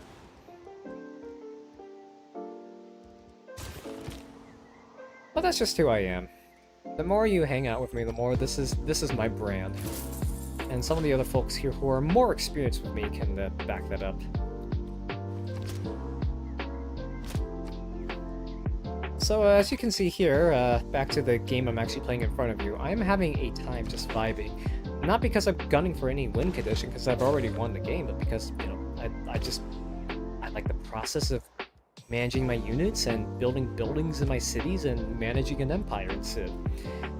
This is a personification of one more turn. Just one more turn. Just one more turn before I go. One more turn before I do anything else, please. Just, I promise I won't do anything else after this. And then 101 more turns later, you find yourself in a very unfortunate position of it is 6 a.m. and I have other things I need to do. Like, so be it.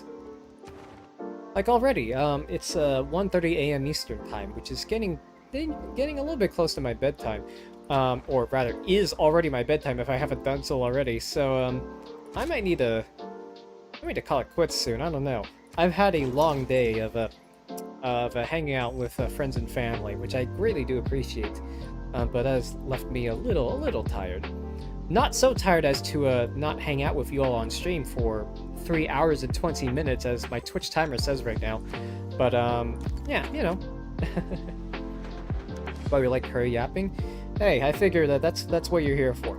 If you're here in my chats and listening to me, you probably enjoy me yapping for whatever reason about literally anything. For streams that are just me solo, it will be half me yapping about the game and half me yapping about literally anything I want to talk about. It could be yapping about whatever you want to talk about in chats. It could be yapping about obscure game mechanics and me explaining it to you. Or it could even get a little bit strange and have it be me yapping about yapping. Like, there was a stream like a week or so ago about how I was talking about how I like to talk and my styles of talking. That is the kind of person I am, who finds interest in these very obscure, meta-like topics almost.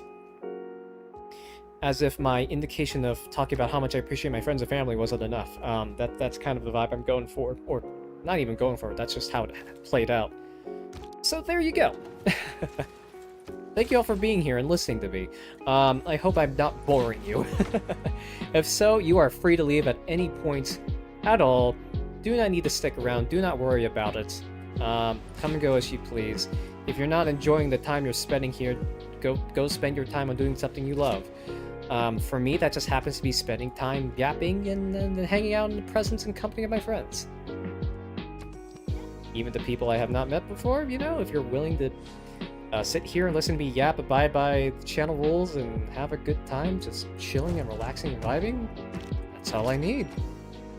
That's all I need most days, so there you go. You're EP again, you could go to bed before midnight, or you could drink the second cup of tea. So here's the thing, Sel. You could go to bed, maybe get some well-deserved rest, or you could caffeinate yourself again and be up for another who knows how long, doing whatever. I know you well enough to say, you know, just do whatever you want to do, because I know that's your life and that's your autonomy, and you do whatever you want to do, but, you know, it's kind of healthy to go to sleep once in a while, don't you think?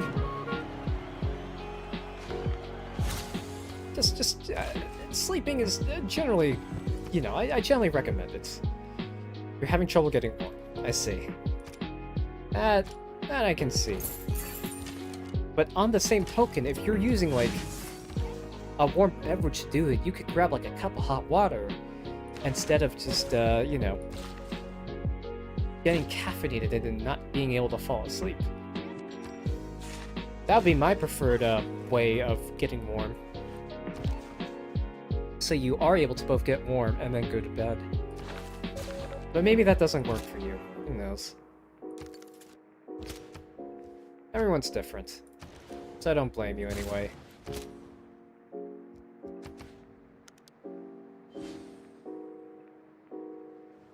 You're just dosing up with L-theanine. Wow, What do you want me to say to that? I'm glad you're dosing up on an amino acid. It's just that is the first time I've ever heard anyone say, "Oh yeah, I need to get my amino acids in." I guess if you're not like a bodybuilder or someone who likes protein shakes, it's just, yeah, I need my theanine specifically. Specifically that. But sure, why not? You need that amino acid. You do you. Don't let me stop you from getting those gains.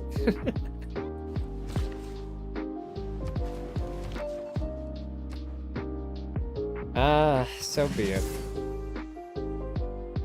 I'd say my beverage of choice right now is a cup of water that's sitting right next to me. That's the beverage I like. It aids with relaxation. Okay. I'll give that to you. I wouldn't know any better. I don't usually drink tea. I'm not opposed to it, but it just doesn't happen that much for me. The Commonwealth of... Let's see. Did I not know this? I knew some teas help with relaxation. I didn't know for what specific chemical or what specific kinds, if there were any. But I knew in general it kind of did.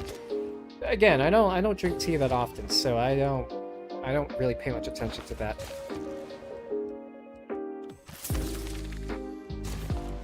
Green tea in particular contains L-theanine. Okay.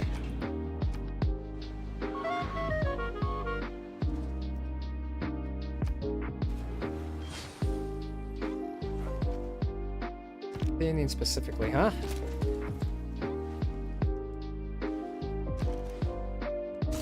Yeah, I don't know. I mean, there are tons of essential amino acids, and then there are variations of amino acids. There was one point where I knew all of the 20 essential amino acids essential for human life, but I don't really know that anymore. So be it. We have lists, and we can check them twice. All that good stuff.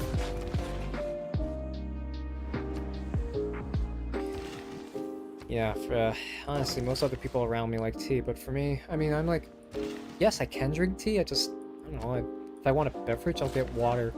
I don't really need tea for anything. Tea doesn't do anything more special for me. I'd rather just have the water. It's nice, it hydrates you. There's literally nothing in it other than water. Yeah. I'm very plain like that. Let's see, clear sub, going out. Oh yeah, my empire is getting tons of yields now. I'm very happy. Love it. Love to see it. You are the strangest human being, but I love you all the same. Aw, thanks, Cell. I greatly appreciate it. I don't know, what can I say? I like my plain water. That's it. Just plain water.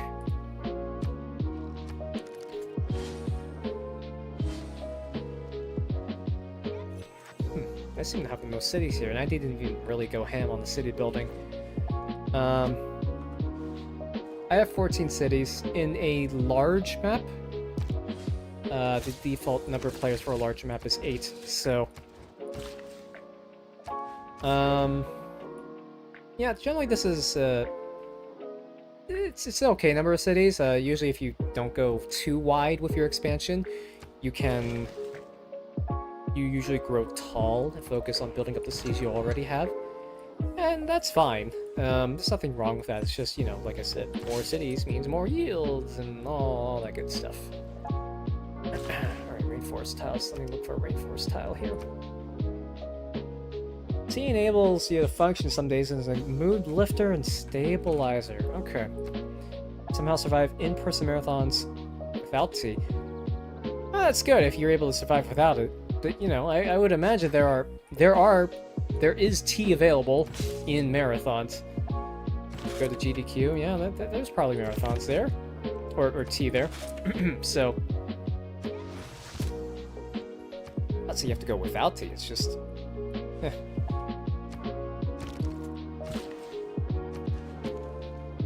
But, you know, I'm sure there'll be lots of tea. Lots of tea of every kind. Once we get to AGDQ.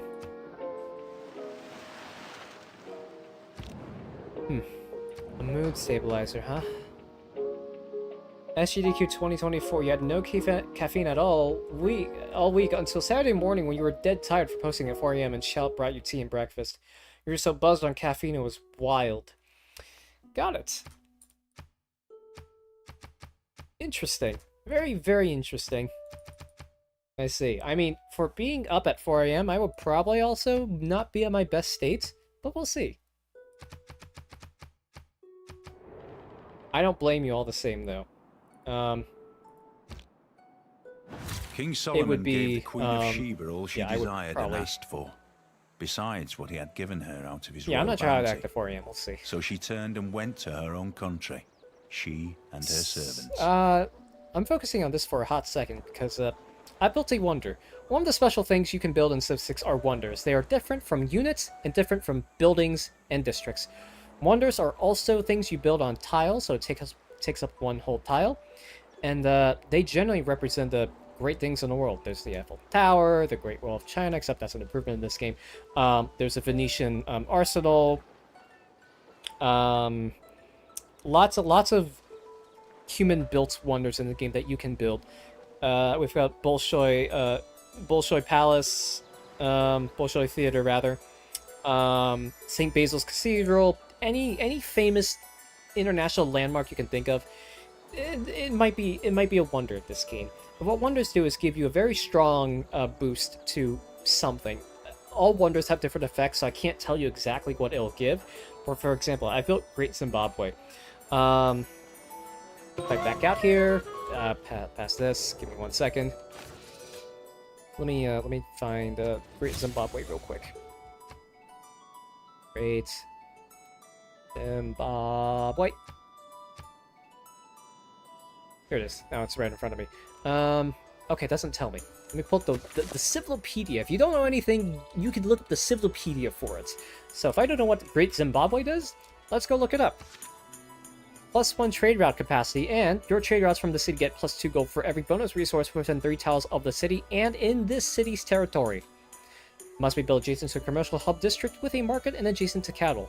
So this is a very stringent wonder that requires very specific building requirements. But if you do, you get enhanced trade routes from it. So good for scaling up if you're going economic, if you like a lot of gold. Okay, I see chats and I see people asking me to hydrate, so thank you. Everyone go hydrate. Go grab a cup of water or tea. Go drink.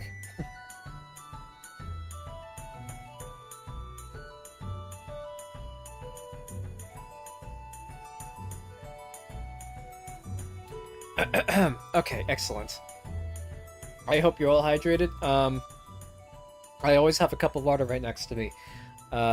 I always have some form of hydration right next to me because I know I get thirsty often, especially when I yap like this. So that's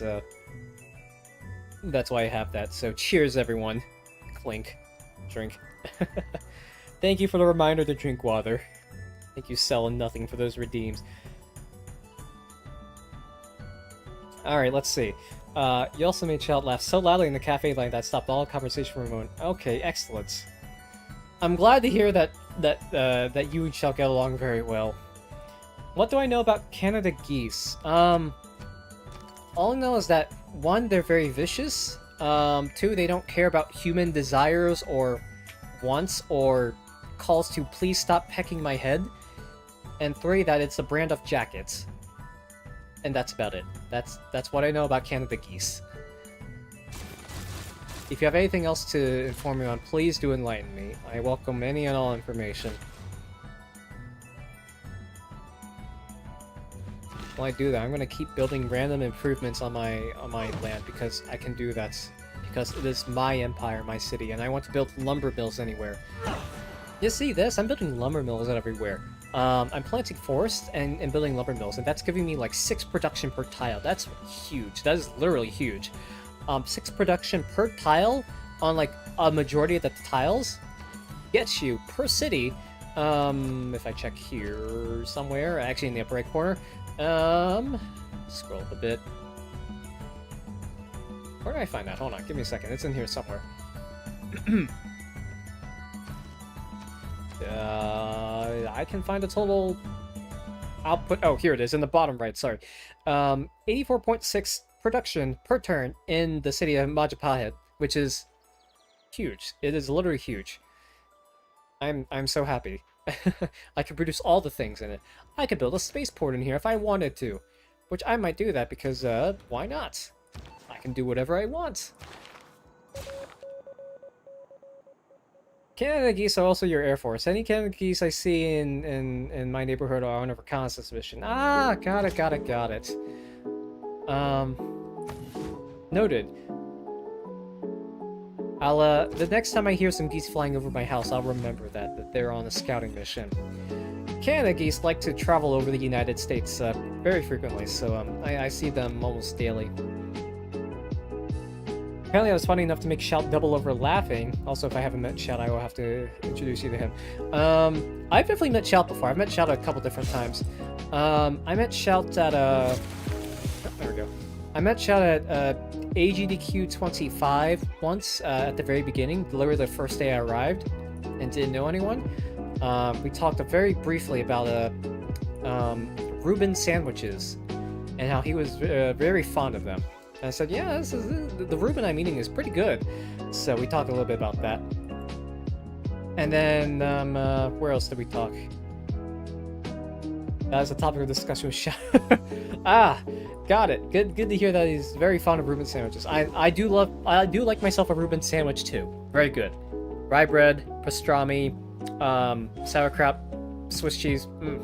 Great sandwich. Like me a Reuben sandwich. Oops. I saw him briefly at S25 when he saw you for meat tasting. Yep, I did that. I did see him then as well. I definitely remember that. Reubens are great. Reubens are excellent. They're an excellent sandwich. I approve of the Reuben. I also saw him for pizza. It was during Shout's impromptu sauerkraut pizza nights at S25. It was him, me, and like 10 other people in the lobby who wanted to balk and marvel at the wonder that was a sauerkraut pizza. I had my doubts. I will be upfront. I had my doubts. I wasn't sure how well that was going to get pulled off, but it slaps. I like it. I like it. I've been converted. I didn't know sauerkraut pizza was a thing until he introduced it to me and 10 other people in the lobby at the time. Don't knock it till you try it. I'll say that for people who are doubters, it actually works. It's a good bite on a pizza. An acidic kind of sour kind of bite to a rich oily cheese pizza or whatever else might be on it. It's great. I approve. Apparently that's a Midwest thing and I just did not know about it. Would approve. Would eat. You were out for food when that happened, and when you came back, you were so full you generally couldn't try it. I see. Unfortunate. But yeah. If you ever go back to Minneapolis and Chelsea at the same time, maybe you can ask for recommendations. He had a couple places he had in mind. There was one that he specifically said he gets his sauerkraut pizzas from, and that the other place probably wasn't as good. But there was one place that he had to get delivered. It was like 10 to 15 kilometers out from Minneapolis that he ordered from because it was the place to go. So he got delivery on it, and wow, it was amazing. So would recommend. Would absolutely recommend. Gotten full lectures and DMs about the sauerkraut pizza. Okay, excellent. I don't have to yap about it to you then. Good to hear. Alright, okay, yeah. There we go, that's fine. Include the history of the creation of it. You got a history lesson too. I love that for you. Excellent. I'm glad to hear that.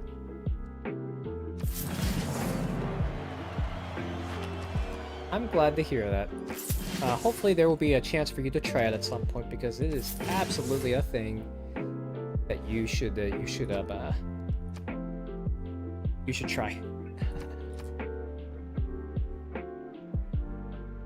Childish, your host father, has shared much knowledge over the years. Got it. Good to hear. Good to hear. Good to hear. I'm glad. Alright, let's, I have just declared a military emergency, so, this might be a time to yap about actually going to war. I did that accidentally. I didn't mean to do it, but, here we are. Okay, let's go with corporate libertarianism as our government, and let's do some things here. National identity. Not wars of religion. That's not quite it.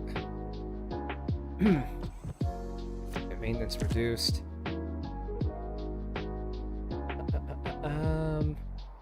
Logistics, sure. Let's do native conquest. Oh, jeez. Let's do that. Sure, why not? Then, yeah, that's fine. Okay. I've bought the latest late game unit you can have in the game. You know what it's called? It's called a giant death robot. Let me show what it does on the next turn here. The giant death robot is exactly as it sounds like. It's a giant robot that unleashes death upon your enemies. And you use it to, finish the game when you need to capture a lot more cities. So, I'll show you what that looks like. So, we are going to be a little bit violent tonight, but maybe that's a good note to end it on. What does war look like? What do you have to look forward to if you decide to go a more militaristic route?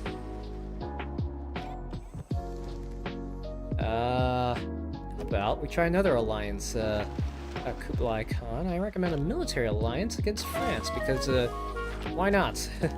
Military alliance.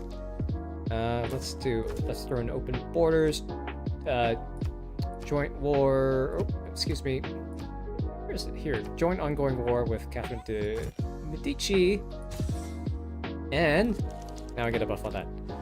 Okay, giant death robot. It is big. It is otherworldly and not a technology that you would see in a normal game of Civ, unless you go to the future era. And it is, it's kitted out with lots of different weapons and such. Let me do some of my other turn-related things before I show you what that looks like. Start stealing more technologies, because why not? You can, there we go. We'll do that. Giant death robot. I've got 3 giant death robots now. We're gonna make this work here. There we go. I can like briefly turn off the move speed and combat speed just because I'll do combat speed just because it's pretty funny. All right, here we go. Let's say you want to attack a city. With a giant death robot, you walk up right next to it and start shooting at it. And then stop shooting at it, because a giant death robot is the most overpowered weapon in the game. If you're having trouble with a military strategy, bring in your giant death robot, and maybe you can make something happen. 10 out of 10, great strategy. Just launch a robot at it. It works 100% of the time. God, it's got like laser cannons, all that. Beautiful. Takes down enemy walls like nobody's business. And you can walk on in.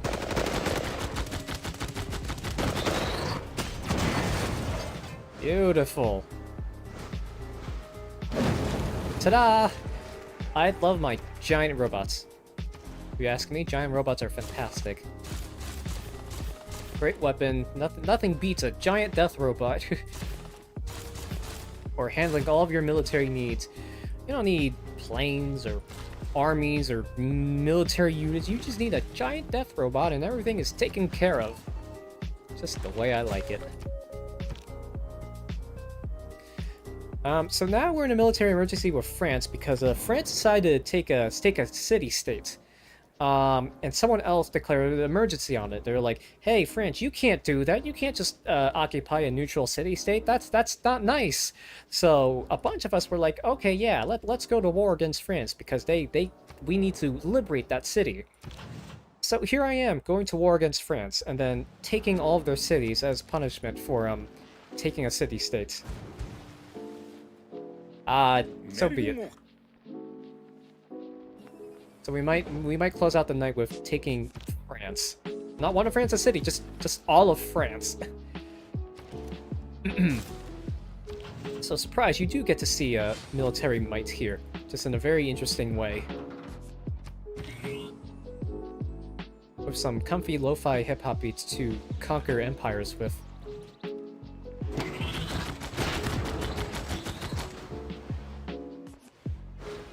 Okay, yep, and I can just walk right on in.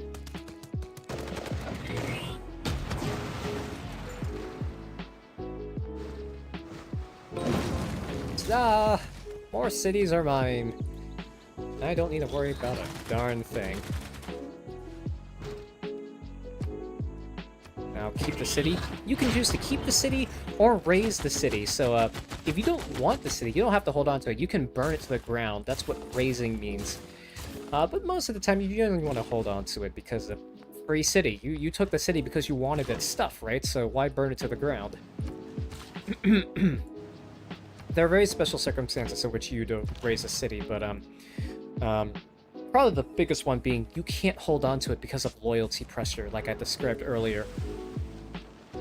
And you'd rather burn it to the ground than let them have it. That's kind of the only situation in which you'd burn a city to the ground instead of taking it. But here, I can conquer all these cities very easily. It's fine. No, and the combat's gonna take a while now. Here. Let's go. Let's move a bit faster, shall we? So that all this combat gets out of the way. Destroyer can almost waltz right into that. I'll need to waltz right on to Lyon with my giant death robot. So there we go. Go, that's fine. Where are my other robots here on the field? I'll keep this city. Where? I'm losing track of my units now because I can't find them. First world problems, I know. There we go. I'm gonna walk into Paris. Ta-da! Like a bunch of those cities are mine now. With no sweat off my back. And I can start doing random things. With my newly conquered cities. So here's the true effort of or where all the get city and get its benefits without doing anything strategy pays off. Look at all of France's cities. They have campuses, they have holy sites, they have all this farmland and production going. They have a lot of stuff going for them. And now that's just all mine automatically without me having to build a city from scratch. That would take tens, if not hundreds of turns. Very quick way of getting what you want. So that's why a lot of games just end up devolving that way. You do have to repair some things afterwards, but that's fine. We can deal with that. How many cities does France have right now? They have 6 more cities, so I'll need to go exploring a little bit to find the rest of them. But yeah, let's go find them. There's one here. Might need to put a governor in that city. Let's do it. Let's reassign this one to Paris. And then let's reassign another governor to Bulawayo, which they took from the Zulu for some reason. Nope, they're not friends with me. Okay, that's whatever. Just keep that. Hang on to it for them. Queue those up because I don't really need them. Districts, a suitable location, whatever. I'll just have you do more builders because I want to improve my land and get more gains. I'll keep this over here for more cities to to go after. Like this one. Bordeaux. Now I've conquered the majority of France's cities. Good work, me. I say as if my giant death robots didn't have any say in this. It's mostly their work, but I commanded them, so that counts, right?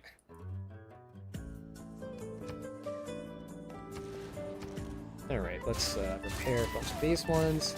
And when you conquer a city, some things break, so you need to repair them, but you can still use the city as is. You don't have to repair the buildings if you don't want to.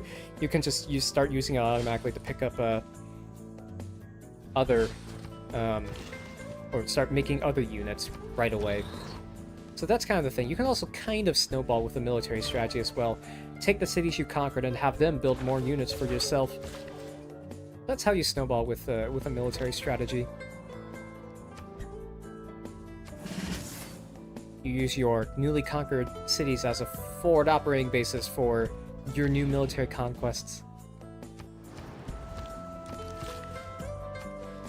Here I'm just micromanaging, building more tile improvements. I'm covering the seas with my unique tile improvements here. Civs have their own, like I said before, civs have their own unique playstyles and bonuses.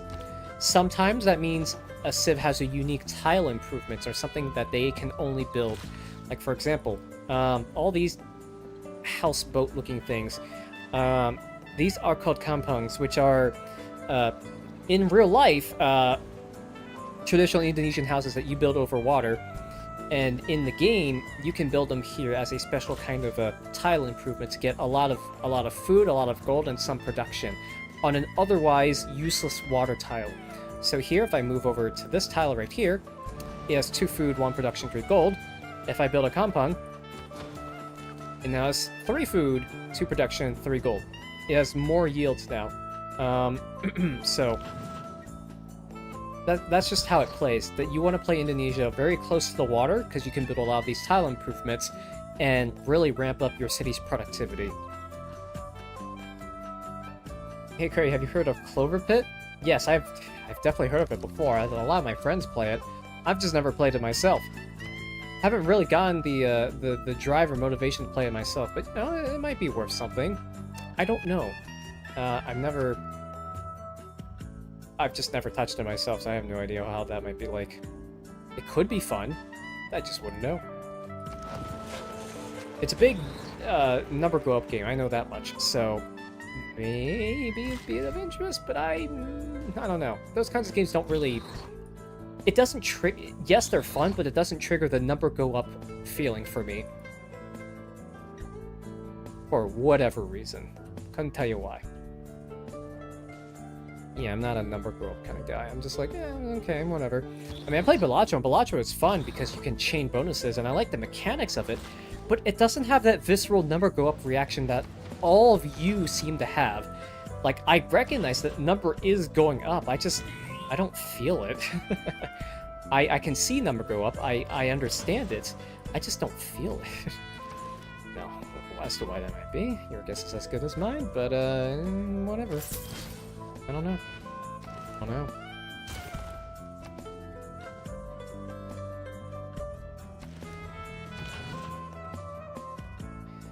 Let's see here. France has 4 more cities left, and I want to go find them because I totally need to teach them a lesson about taking other independent city-states. We can't have that happening now, can we? So that's why I'm taking all their cities from them to show them a lesson. That's right. I'm totally not doing this because I want all of their cities. Totally no. What are you talking about?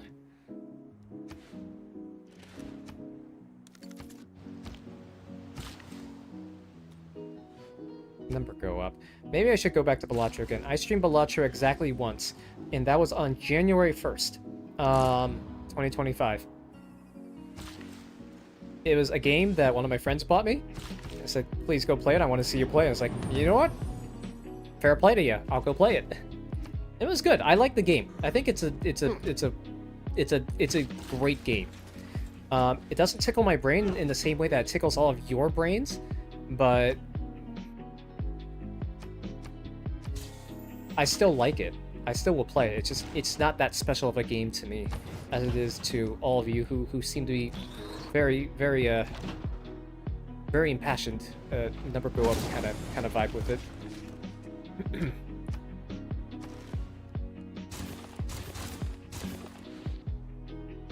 All right, France. Where are the rest of your cities? Where did you go? Where did you go? Also, happy 2 a.m. Yeah, happy 2 a.m. East Coast time, everyone.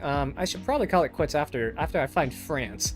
So allow me to do that, and then we'll end it there. So where did France go?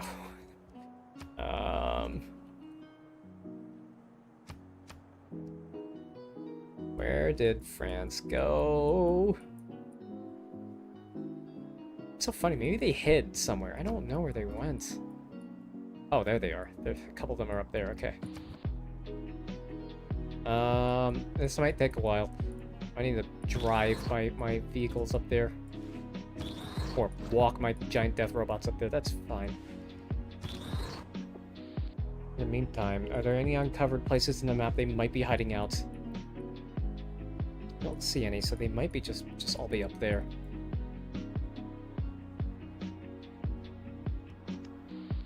Yeah, we'll take it up there and see what happens. Happy 2 a.m. everyone. Folks, if you need to go to sleep, please do so. Do not let me keep you here. Let this be me giving you permission to leave my stream without saying a word if you need to go to bed. Please go to bed and take care of yourselves. That is what is most important to your health, and you can't do other things if you can't take care of that. So please go to bed if you want to. I will be doing so shortly, so if you give me another 15 minutes, that'll probably be a good end to the stream right now. So, let's go.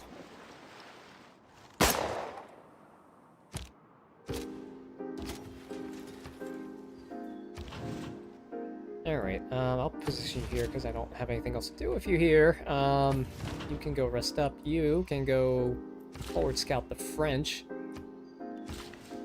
And we can start improving the land haphazardly. There we go. Always say there's not much land here for anything, so I'll just drive you over here.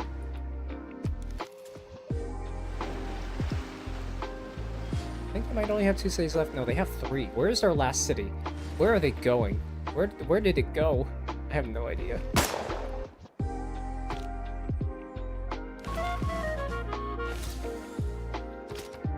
Okay, that's fine. Vetted, that's fine. I need you to build something. I don't care what you build anymore. I can build the Eiffel Tower. That's another wonder you can build. I'll just build a bunch of builders. I need you to rest up. Builder.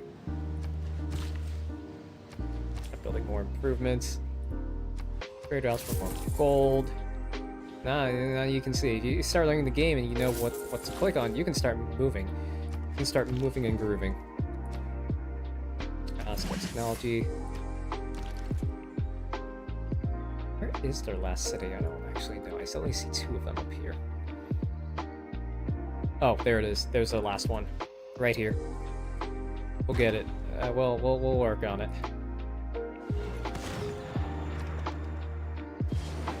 Okay, once my giant death robots move up, we will make it work.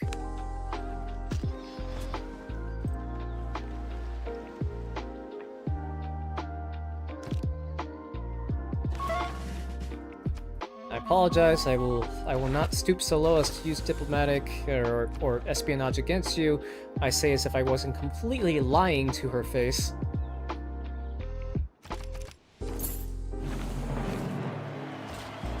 But that's no matter. This will be over very shortly. Builders, we've got lots of things to build. Love me making some improvements on my land. Very satisfying. And that's how you improve your city's efficacy as well. Once you plop down a city, you don't just have it gobble up the land around you. You want to build improvements on them, as I've been doing all game. Whether they're land tiles or water tiles, they all have yields on them, as I'm showing right here. Tiles usually have food on them. That's this corn icon. They can sometimes have production, the gear. or gold, the yellow coin. Obviously, the bigger the better, and what you want depends on what you want it to do. If you want the city to grow, you in population size, you make more food. If you want to produce more things, you make more production, more gears. If you want it to make you money, you make it have more gold. So you can tailor your tile improvements to any specific way you want. You're not committed to them. You can change them at any point with builders. And yeah, sometimes you can have cities focusing on certain things. So there's a wide variety of ways you can get cities to make the things you want it to make.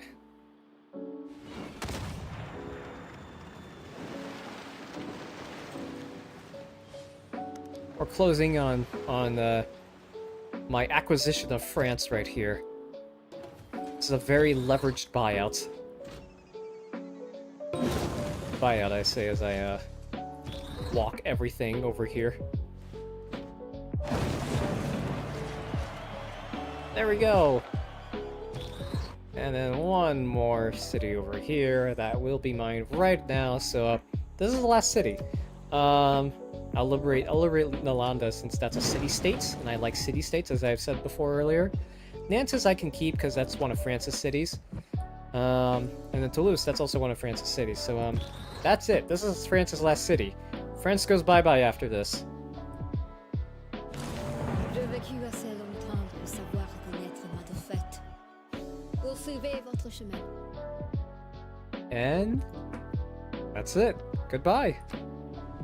France will not stand the test of time, as if I didn't already determine that 300 years ago and 150 turns ago. Bye, France. Everyone say bye, France. France is no more. It is now Indonesia.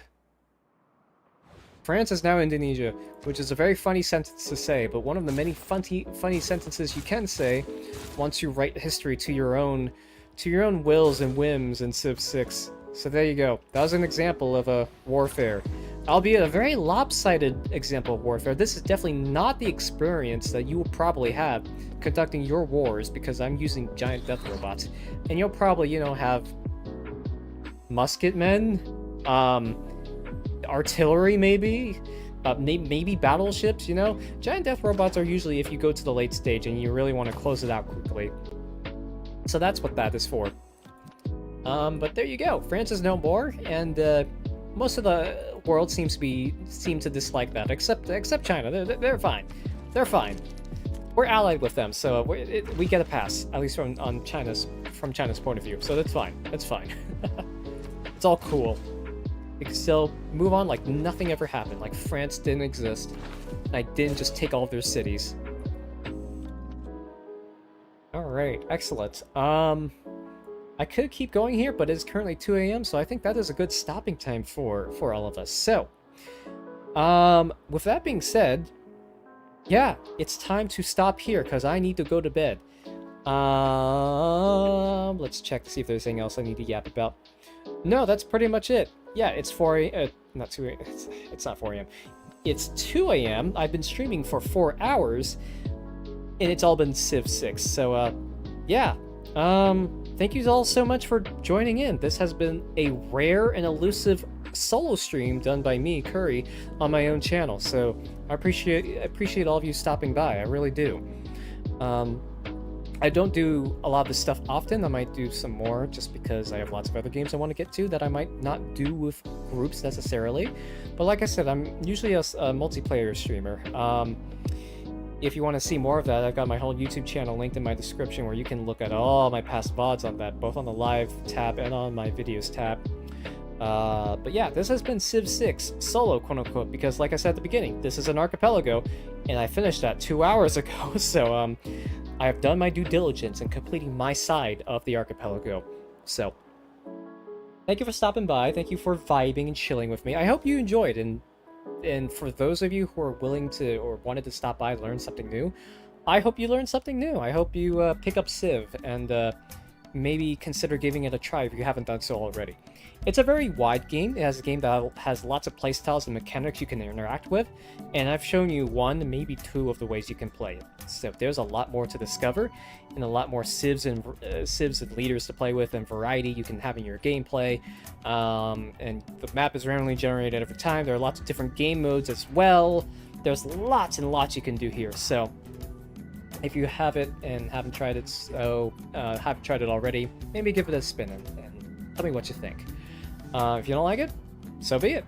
Don't worry about if you don't like it. It's not for everyone, but for me, for someone like me, I really do much enjoy it, and I do think it is a good game, so it's worth a shot. Yeah, I think that's all I have to yap about. So let me find a raid target before the night is over. Hopefully, some folks are playing right now. Oh, excellent! I see some of my friends. I see a bunch of my friends online. Okay, this is excellent. Why are people just streaming pre-Thanksgiving streams? Excellent, excellent. Who shall I dump all of you onto? Let's go with him. I haven't talked to him in a hot second. And by that I mean like a couple weeks, but that's fine. Yeah, we'll get that raid started. Excellent. Alright everyone, you're gonna be hopping into my friend Champrel, and he's playing a Legend of Zelda: Link to the Past, so we shall see. But thank you all for stopping by. I hope you enjoyed the vibes, the chilling, the just hanging out with me and the rest of my chat. Yeah, that's all I have to say to you, so I will give my usual spiel and sign off of thank you all, take care of yourselves, take care of your friends and family, because that's what I feel matters the most. Go take care of your basic needs, grab snacks, grab hydration, unshrimp yourself, go sleep, do whatever you need to. And I will see you all later on a future curry stream. Thank you all, and have a good night.